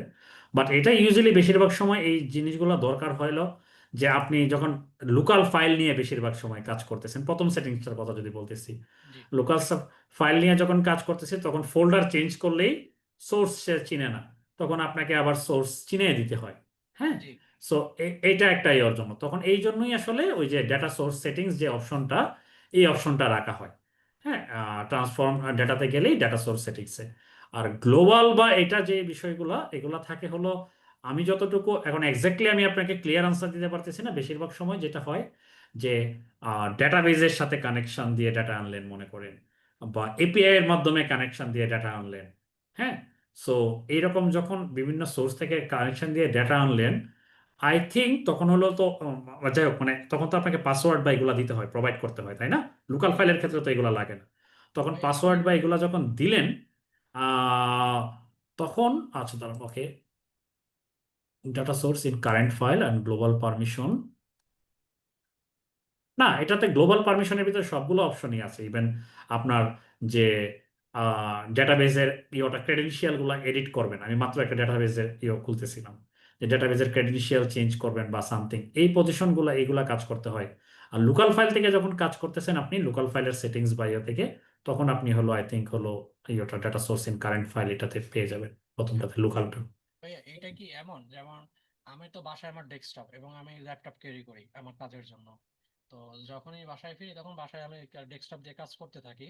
আমার ল্যাপটপে যখন আমি সোর্স চেঞ্জ করি এটা আমি একটা ফাইলে করতে পারি। আমার যখন মাল্টিপল শিট থাকবে বা আমার সিএসভি ফাইল থাকবে, আমার কিন্তু প্রত্যেকটাকেই টার্গেট করে দিতে হয় যখনই একটা এটা মিস্টেক। ওয়ান টাইম, আপনার যখন আপনি পাওয়ার বিআই লাইসেন্স ভার্সন ব্যবহার করবেন, বা আপনি যখন লগ ইন মানে ফ্রিও ব্যবহার করেন কিন্তু লগ ইন করা থাকবে আপনার, জি হ্যাঁ, যে ইমেলটা দিয়ে বা আপনি যে সোর্সটা ইউজ করতেছেন, জি আপনাকে কিন্তু বারবার এগুলা চিনাইতে হবে না। আপনি কিন্তু জাস্ট ওয়ান টাইম চিনাবেন তাকে, যে ওকে এই সোর্সটা, যেমন আপনি গুগল শিটে যখন দেখালেন, গুগল শিটে দেখানোর সময় আপনাকে কি করে, একটা প্রম্পট করে যে হলো গুগলের ইমেল দিয়ে একবার লগ ইন করো। তো একবার যখন লগ ইন করলেন, আপনাকে কিন্তু আর বারবার সে তাকে চেনাইতে হয় না, জাস্ট একবারই চেনান। তারপরে মনে করেন যে এই ফাইলটা, পাওয়ার বি এর এই ফাইলটা আপনি মনে করেন যে অন্য ডিভাইসেও নিয়ে গেলেন, কিন্তু আপনি যদি সেম ইউজার দিয়ে লগ ইন করা থাকেন জি তাহলে আর প্রবলেম নেই। কিন্তু যদি ডিফারেন্ট ইউজার দিয়ে লগ ইন করা থাকে, তখন কিন্তু বা ইন্টারনেট কানেকশন থাকে যদি, তখন কিন্তু আপনাকে আবার লগ ইন করতে হবে, কারণ আপনি you are not authorized to use that. আরো যদি ডিটেলসে হয়, আপনি কর্নার কেস ধরে আসলে এইভাবে আসলে দেখে দেখে পসিবল হবে না ডেফিনেটলি, কারণ যে কোনো আমারও ভাই প্রবলেম একটা হলো। মিস্টেক হয়ে গেছে, মানে মিস্টেক বলতে আমার সিলেকশন করতে করার কারণে পরে ফাইলটাকে আমি আর লোড করতেই পারিনি, দেন আবার নতুন করে আমার না, এটা হলো আপনি ক্যাশ ডিলিট করে দিবেন, ক্যাশ সহ অনেক কিছু ডিলিট জি করলে সেগুলো আবার নতুন করে আপনাকে প্রম্পট দিবে, নতুন করে আচ্ছা। কানেকশন তৈরি তো করার জন্য। পাওয়ার পাওয়ার বিএ ওইটা তো সম্ভবত আমাদের অফিসের যে মেইলটা ওইটাকে তো দিয়ে দেয়, ওইটাই কি লাইসেন্স ভার্সন নাকি আমাকে আবার হুম, ইন্ডিভিজুয়ালি লাইসেন্স করে নিতে হবে? এটা বিষয় না, আপনি ফ্রিতেও ফ্রি লাইসেন্সও করা যায়, জিমেল দিয়েও ফ্রি লাইসেন্স করা যায়, আর জি অফিস দিয়ে যেটা দিবে অফিস দিয়েও করা যায়, অফিসের এটা আচ্ছা ফ্রি বিষয়টা হলো পরে, মানে ফ্রি, মানে ফ্রি দিয়ে শুরু করে সবাই, অন টপ অফ দ্যাট আপনি হলো লাইসেন্স কিনতে পারবেন। এখন অফিস আপনাকে কিনে দিলে তো কিনে দিল, আর না হলে আপনাকে কিনতে হবে। আবার ফ্রি দিয়ে অনেক কাজ করা যায়, আমার যত পিওসি প্রজেক্ট আছে সবকিছু হলো ফ্রি দিয়ে করা, হোস্ট করা। ভাই আর একটা জিনিস জানতে চাচ্ছিলাম, সেটা হচ্ছে আমরা একটু অন্যদের একটু ফ্লোর দেই আপনার কোশ্চেনে, আমরা পর আপনি একটু সমস্যা নাই, আপনি চ্যাট বক্সে একটু আস্ক করে রাখেন ইন দ্য মিন টাইম। আমি আপনার কোশ্চেনে আমি লাস্টে আসবো, ওকে, না করতেছি না, বাট হয়তো বা অন্যদেরও কোশ্চেন থাকতে পারে, একজনের ইয়েতে হলে অন্যরা জি জি ডিসকারেজড হবে। Sure sure sure. জি আপনি একটু চ্যাট বক্সে লিখে রাখেন, আমি আসতেছি, হ্যাঁ। ইন দ্য মিন টাইম অন্য কেউ, আরেকজন বলতেছে পিসি কনফিগারেশন কেমন হতে হবে, মিনিমাম 8 জিবি, 4 জিবি দিয়ে দিয়েও কাজ করতে পারেন, বাট অনেস্টলি স্পিকিং পাওয়ার বিআই হলো অনেকটা মেমোরি হাংরি। 8 জিবি দিয়েও আপনি কাজ করতে পারবেন শেখার জন্য, বাট রিয়েল লাইফে যখন কাজ করবেন আরো বড় মিনিমাম 16 জিবি, এখনকার সময় আসলে 16 জিবি র্যাম ছাড়া ইউজ না করাই ভালো। আর 16 জিবি র্যামের দামও আসলে যে খুব বেশি ব্যাপারটা এমন না। 16 জিবি র্যামের আর প্রসেসর মিনিমাম, মানে যারা একটু এখনই এত খরচ করতে যাচ্ছেন না, আগে শিখতে চাচ্ছেন তারপরে খরচ করতে যাচ্ছেন, তাদের জন্য ওই যে 12 জেনারেশনের ল্যাপটপে ব্যবহার করতে পারেন, প্রসেসর আর কি 12 জেনারেশন প্রসেসর। কিন্তু ইউ প্রসেসর নিয়েন না, এইচ টাইপের লেখা থাকে। অনেক প্রসেসর দেখেন একটু হালকা হয়, ল্যাপটপ হালকা হয়, দেখতে সুন্দর, কিন্তু আমার নিজের এক্সপিরিয়েন্স আছে তো, কিন্তু এগুলো হলো লেখা যদি প্রসেসরের লাস্টে, যেমন আমারটার নাম ছিল 1337 ইউ এরকম কিছু, বা 1350 ইউ, ইন্টেলের কোর i7, কিন্তু এই প্রসেসর কিন্তু খুবই দুর্বল। হ্যাঁ, আপনি এটা যদি এইচ প্রসেসর নিতেন, 13 জেনারেশনের H processor, huge fast. So এটা কাজের জন্য তো এই জিনিসগুলো খেয়াল রেখে নেবেন। আর নতুন যারা নেবেন তারা তো ইন্টেলের 13 জেনারেশনের কিছু, বা একটু যারা খরচ করতে চাচ্ছেন 13 জেনারেশনের কোনো প্রসেসর মিনিমাম নেওয়ার চেষ্টা করবেন। নতুন ল্যাপটপ 16 জিবি র্যাম DDR5 নেবেন, তাহলে বেটার সার্ভিস পাবেন। আর 8 জিবি দিয়েও আপনি কাজ চালিয়ে নিতে পারবেন, কোনো সমস্যা নেই। সো হ্যাঁ, দেন আর কারো একজন কিছু বলবেন বলছিলেন? হ্যাঁ, ভিডিও ভাইয়া, আমি রেকর্ড ফারুক। থাকবে ভিডিও। জি জি আমাকে বলেন শোনা প্লিজ। যাচ্ছে? জি জি জি জি, শোনা যাচ্ছে।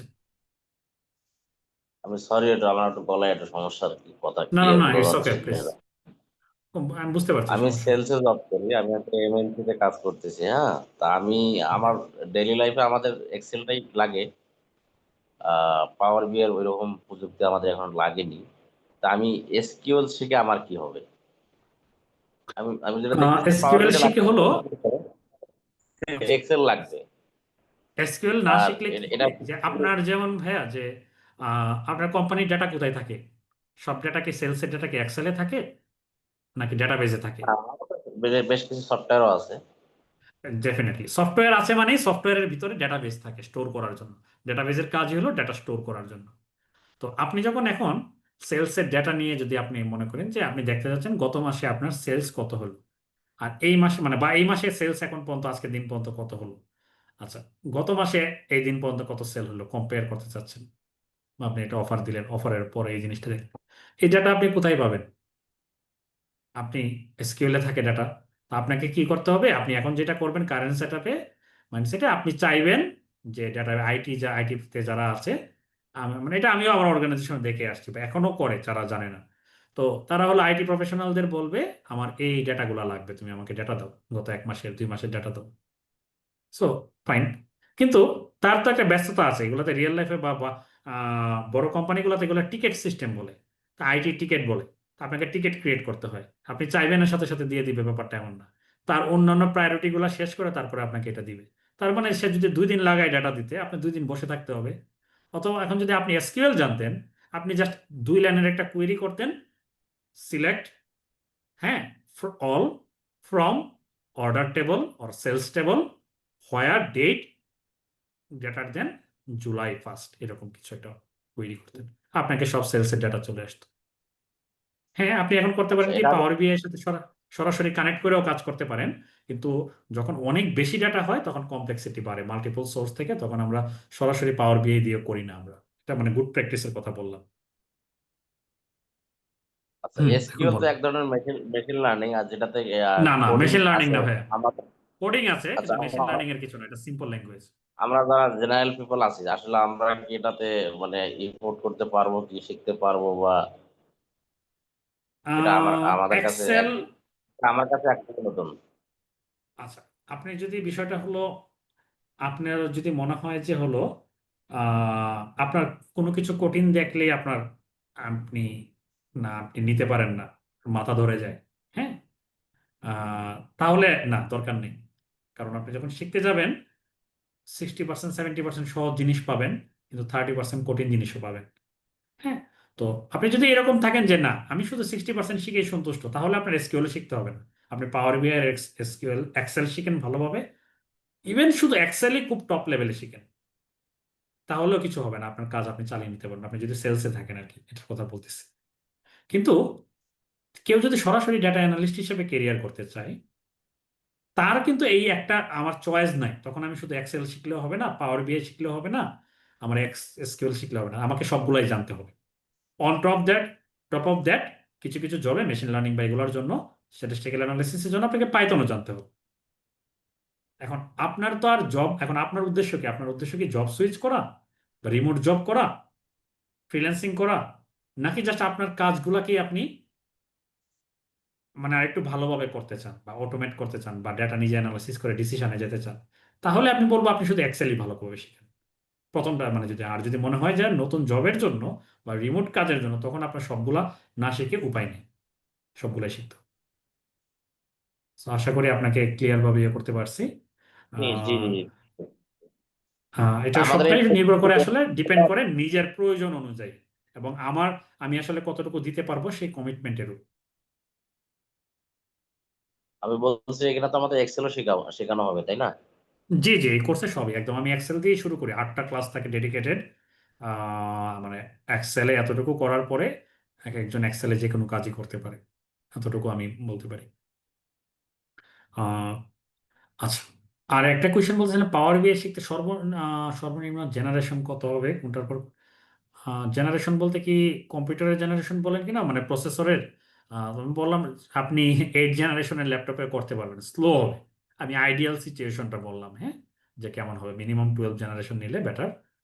আচ্ছা, প্রসেসর মিনিমাম 12 জেনারেশন নিলে বেটার, আর সুযোগ থাকলে 13 জেনারেশন নিন। আর আচ্ছা, আর কোনটার পর কোনটা শিখতে হবে এটা আপনারা মডিউলটা দেখবেন, কোর্সের মডিউলটা, ওয়েবসাইটে ঢুকবেন। ওয়েবসাইটে ঢুকলে আপনাকে কোর্স করতে হবে তো এমন না, অনেক সময় দিয়ে আমার গত 4-5 বছরে দেশের বাইরে দেশের ভিতরে কোম্পানিতে কাজ করার এক্সপিরিয়েন্সের আলোকে মডিউলটা ডেভেলপ করা। ওই মডিউলটাতে শুধু পাওয়ার বিআই না, এক্সেল, পাওয়ার বিআই, এসকিউএল সব কিছুর step by step, week by week plan আছে। তো আপনি যদি ওইটা দেখেও যদি কভার করেন, মানে আমাদের এগুলো যারা শিখতেছে এরা অ্যাটলিস্ট যে কোনো জবের জন্য অ্যাপ্লাই করতে পারতেছে। অ্যাটলিস্ট এটা না যে আমি আহ, হয় না আপনার সামনে ভালো একটা সার্কুলার যাচ্ছে আপনি অ্যাপ্লাই করতে পারতেছেন না, হওয়া না হওয়া তো পরে আপনি কতটুকু কম মানে ভালো শিখলেন, তারপরে আপনি কতটুকু স্মার্ট, আপনার মানে আরো অনেক একাডেমিক বা বিভিন্ন বিষয় আছে, এগুলোর উপরে অনেক সময় ডিপেন্ড করে। কিন্তু অ্যাপ্লাই করার পার্টটাতে ফেজটাতে আমাদের কেউ আটকে না এগুলা কভার করার পরে। এবং এটা আপনারা দেশে বা দেশের বাইরেও যদি কেউ থাকে আপনারা দেখায় নিতে পারেন এই মডিউল কি এনাফ কিনা একজনকে 5 থেকে 6 মাসে ডাটা অ্যানালিস্ট হিসেবে রেডি করার জন্য, যদি সে উইকলি 10 to 12 আওয়ার্স দেয়, সময় দেয়। আচ্ছা, এতটুকু। আর আপনার 7 জেনারেশন, আপনি 3rd জেনারেশনও ল্যাপটপ ব্যবহার করতে পারেন, এটা আপনার choice, but you will struggle with that. Hmm. Okay, কোশ্চেনটা হলো আমি অলরেডি নন ব্যাংকিং ইনস্টিটিউটে আছি ডেটা অ্যানালিস্ট হিসেবে। আহ, আমি ক্যারিয়ার স্টার্ট করতে ইচ্ছে নাই, বাট ফ্রিল্যান্সিং এর জন্য শিখতে চাচ্ছি। আমি আহ, আচ্ছা, প্রেশার, এটা বললাম যে প্রয়োজন অনুযায়ী, যেমন আমি আমার জব করি, জবের বাইরে আমি পড়ানোর জন্য আমার সিগনিফিকেন্ট টাইম, যেমন আজকে ওয়েবিনারের জন্য যে মডিউলগুলো রেডি করতে আমার 5-6 ঘন্টা গিয়েছে, হ্যাঁ। এর ভিতরে আমি 8 ঘন্টা অফিস করেছি, এই কাজ করেছি, এখন আবার একটা সেশন নিচ্ছি, হ্যাঁ। আমার কালকে সকালে উঠে দেখা যাবে আমার হলো ক্লায়েন্টের কিছু কাজ আছে, বা উইকেন্ড গুলাতে আমি ক্লায়েন্টের কিছু কাজ করি। সো আবার একটা সময় ছিল ইউনিভার্সিটিতে যখন ছিলাম, মানে ফ্রেন্ডস এর মতো টিভি সিরিজ বা হাউ আই মেট ইউর মাদারের মতো টিভি সিরিজ, এগুলো দেখা যায় হলো 100-200 পর্বের সিরিজ, এগুলো দেখা যায় হলো 10 বার মনে হয় রিভিশন দিয়েছি, এরকম হয়েছে। এমন কোনো মুভি আছে বাদ দেয়নি। ফুটবল খেলা, ইংলিশ প্রিমিয়ার লিগের সব খেলাই দেখেছি, এখনো দেখি, স্প্যানিশ লিগ, বার্সেলোনার খেলা বা প্রিমিয়ার লিগের খেলা কিছু দেখি। কিন্তু আগে যেমন সারাদিন এগুলো নিয়ে পড়ে থাকতাম। সো কিন্তু আমি এখন এটা প্রায়োরিটাইজ করতেছি যে আমার কাজ আমি কিন্তু সামাল দিতে পারতেছি। আমি না, আমার সারাউন্ডিং যারা আছে, আমার ভাই ব্রাদার যারা বা আমার স্টুডেন্ট যারা, তারা ওই রকম মেন্টালিটি, তারা কিন্তু পারে, মানে পারতেছে বলতে মানে যারা পারে তারা এটি ফিল্ডে সাস্টেন করে, যারা পারে না তো কিছুদিন শেখার পরে হবিস্টের মতো, যে না দরকার নেই, এত আমার ভিতর থেকে এত এফোর্ট আসবে না, এর থেকে উইকেন্ডে একটু ঘুমানো ভালো। এখন কারো যদি প্রেফারেন্স ওইটা হয় যে না আমি উইকেন্ডে একটু সময় পেলাম, আমি একটু পড়াশোনা করবো, কেরিয়ারের জন্য 6 মাস লার্নিং এর টাইম দিব, আপনি যদি 6 মাস ডেডিকেটেডলি দেন, এটা অ্যাটলিস্ট বলতে পারি আপনি ফ্রিল্যান্সিং এর জন্য রেডি হবেন। কিন্তু এখনকার সময় অনেস্টলি স্পিকিং, আমি ট্রুথ গুলা বলে নেই, আপওয়ার্ক ফাইবারে কাজ অ্যাভেলেবল, আমি করতেছি, আমার অনেক স্টুডেন্টও করতেছি, কিন্তু আবার সাকসেস রেট খুবই কম। এত কম্পিটিশন, আপনার প্রোফাইলটা শুরুর দিকে ভিজিট হওয়াটাই, একটা দুইটা অর্ডার হয়ে গেলে তখন কাজ পাওয়াটা সহজ, কিন্তু শুরুর দিকে অনেক কঠিন। তো এখন আসলে মানুষজন শুধু আপওয়ার্ক ফাইবারে ফ্রিল্যান্সিং করে না, আমরা এই জায়গাটায় গাইড দিই, ভালোভাবে গাইডলাইন দিই ফাইবারে কিভাবে করবে, বা লিঙ্কডইন, ফেসবুক বিভিন্ন গ্রুপ আছে, data science Bangladesh, data community বিভিন্ন, এইসব জায়গায় যদি আপনি ভালো ভালো আপনি যা শিখতেছেন ভালো ভালো কাজগুলো শেয়ার করেন, অন্যরা যখন প্রবলেম দিচ্ছে এগুলো আপনি সলভ করতে হেল্প করতেছেন, এখান থেকে কাজ পাওয়াটা তুলনামূলক সহজ হয়ে গেছে এখন। হ্যাঁ, আউটসাইড মার্কেট প্লেস, আমি আমার ওভার দ্য মানে কেরিয়ার মনে হয় আলহামদুলিল্লাহ 40-50 হাজার ডলারের কাজ করছি, হ্যাঁ। এর ভিতরে আমার ফাইবারের অ্যাকাউন্টে যদি আপনি দেখেন মাত্র $200 কাজ, তার মানে আমি ফাইবারে কাজ খুবই কম করছি। বাট ডেফিনেটলি আপনি শিখতে পারবেন, কিন্তু প্রেশার কতটুকু নিতে পারবেন এটা আপনার মেন্টালিটি এবং কমিটমেন্টের উপর। আর শেখার ক্ষেত্রে আমাদের এখানে জার্নিটা বেশি না, 2 দিনের মাত্র ক্লাস সপ্তাহে।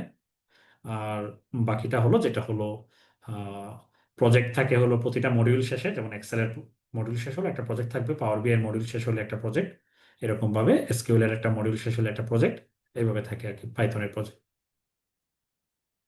So that's it from my side. আর কোনো কোয়েশ্চেন থাকলে আমি আনসার করতে পারি। হ্যাঁ, অবশ্যই করা ঠিক আছে। স্টুডেন্টদের জন্য সব থেকে বড় বেনিফিট, আমি কিছুদিন আগে একটা পোস্ট করছিলাম বড়ভাবে, যারা একবার জবে ঢুকে যায়, যারা অলরেডি সংসার আছে, তাদের জন্য অনেক সময় কঠিন হয় টাইম বের করাটা। স্টুডেন্ট লাইফে যতই পরীক্ষা থাকুক, মানে সেমিস্টার ফাইনাল ছাড়া আর কোনো সময় এমন যায় না। আমি পাবলিকে পড়েছি, আমি ব্যাচে ফার্স্ট ক্লাস সেকেন্ড ছিলাম, আমার রেজাল্ট টপ রেজাল্ট রেখেও আমার প্রচুর টাইম থাকতো। বললাম না, আমি সবই করেছি, খেলাধুলা টোর সব কিছু। সো আকাইমের টাইমের অভাব নেই, মাঝে মাঝে তাও টাইম কিভাবে কাটাবো এগুলো নিয়ে চিন্তা করতে হতো। হ্যাঁ, ফ্রাস্ট্রেশন কাজ করতো। সো টাইম, অসংখ্য টাইম থাকে। স্টুডেন্টদের জন্য আরো সুবিধা, কারণ তার ইনস্ট্যান্টলি জব দরকার নাই, তার হলো স্ট্রেস লেভেলটা কম থাকবে। আপনি থার্ড ইয়ারে আছেন, নেক্সট 2 বছরের ভিতরে ভালোভাবে শিখে, 1 বছরে শিখেন, আরেক বছর আরো ভালোভাবে প্র্যাকটিস করেন। কোথাও ইন্টার্নশিপের ওই যে মানে ওই লিঙ্কডইন বা এগুলোর থ্রুতে মানুষের নিজের ইন্টারেস্ট দেখাবেন, পোর্টফোলিওটা দেখালে ইন্টার্নশিপ একটা ব্যবস্থা করেন, যে পার্ট টাইম ইন্টার্নশিপ।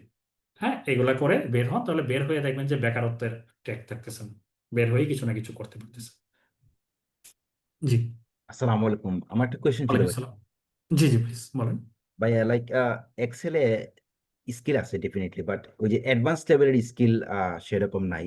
তো সেক্ষেত্রে কি আমি পাওয়ার বিআই কিংবা এই যে ডাটা অ্যানালিটিক্স এর কাজগুলো কি মানে কোপ আপ করতে পারবো কিনা? জি, পারবেন, যদি এক্সেলে যদি অ্যাটলিস্ট মোটামুটিও জানেন। মানে এভারেজ দেখেন, কেউই তো স্কিল আসলে সব শিখে আসলে একজন আসে না, তাই না? আমি যখন স্কিল ডেভেলপ করেছি একটা একটা করে স্কিল, আমি যেমন ইন্ডাস্ট্রিতে প্রথম জয়েন করি একাডেমিয়া ছেড়ে, ইউনিভার্সিটি ছেড়ে, তখন আসলে আমি এসকিউএল কিছুই জানতাম না। আমি 2 বছর কাজ করার পরে এসকিউএল শেখা শুরু করছি। এর আগে সব আমি আর দিয়ে কাজ করতাম। সব জায়গায় একটা জায়গায় শুরু করতে হয়। আর আপনি যদি এক্সেলে যদি কিছু কাজও করে থাকেন, পাওয়ার বিআই শিফট করা কঠিন কিছু হবে না, কারণ সর্ট অফ সিমিলার।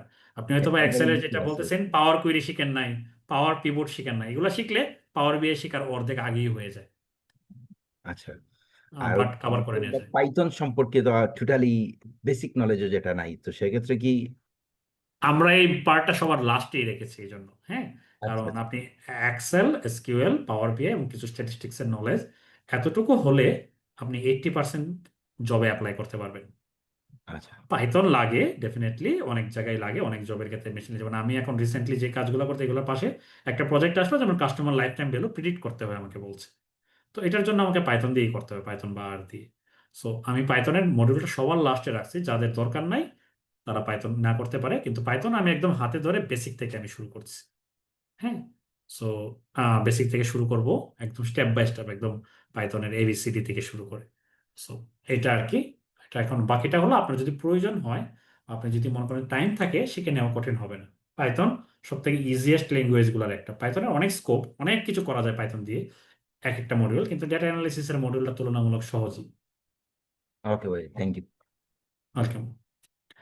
হ্যাঁ, তাহলে আর যদি এসকিউএল কঠিন লাগে, না এসকিউএল কঠিন না, এসকিউএল সব থেকে সহজ ল্যাঙ্গুয়েজ গুলোর একটা, যদি আপনি প্রপারলি ইনস্ট্রাক্টেড হন।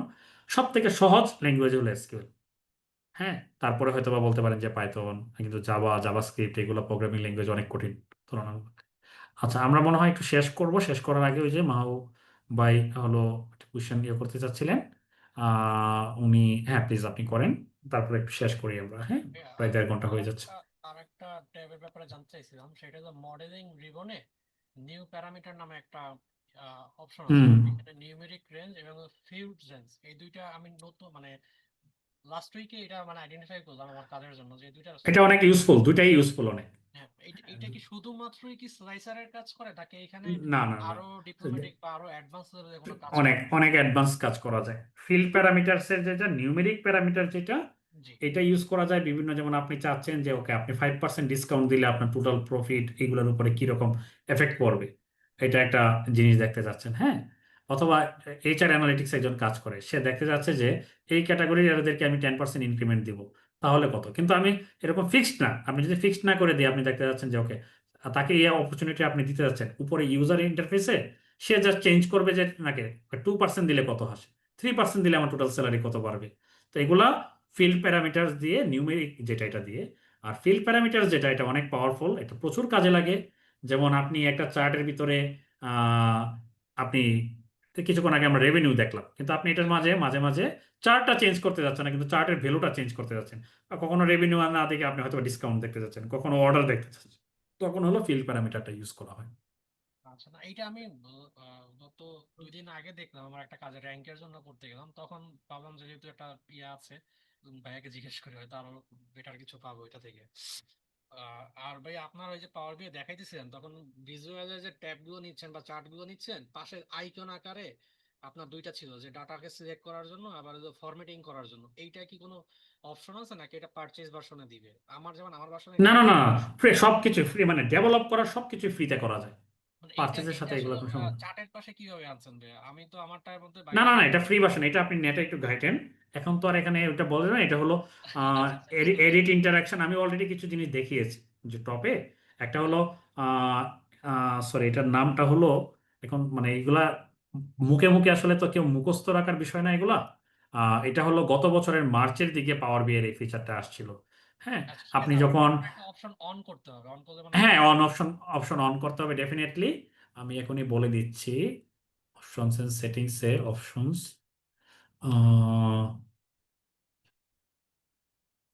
এটা হলো প্রিভিউ ফিচার্সে যাবেন, প্রিভিউ ফিচার্সে গিয়ে অন অবজেক্ট ইন্টারাকশন অন করবেন। প্রিভিউ ফিচার্সে অন অবজেক্ট ইন্টারাকশনে যাবেন, তাহলেই হয়ে যাবে। ঠিক আছে ভাই, আহ, থ্যাংক ইউ ভাইয়া। ঠিক আছে, ওকে, আল্লাহ হাফেজ। তাহলে সবাই ভালো থাকেন।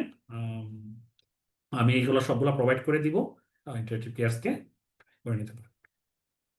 ওকে, আমি লিভ নিলাম, হ্যাঁ, হোস্ট যিনি আছেন।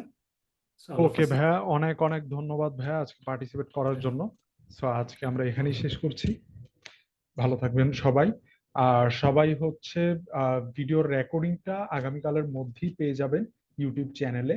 সো আশা করি নেক্সট ডে এই ধরনের আরো অনেক ওয়েবিনার্সে ইভেন্টসে আপনাদের সবার সাথে দেখা হবে। ভালো থাকবেন সবাই, সুস্থ থাকবেন। আসসালামু আলাইকুম।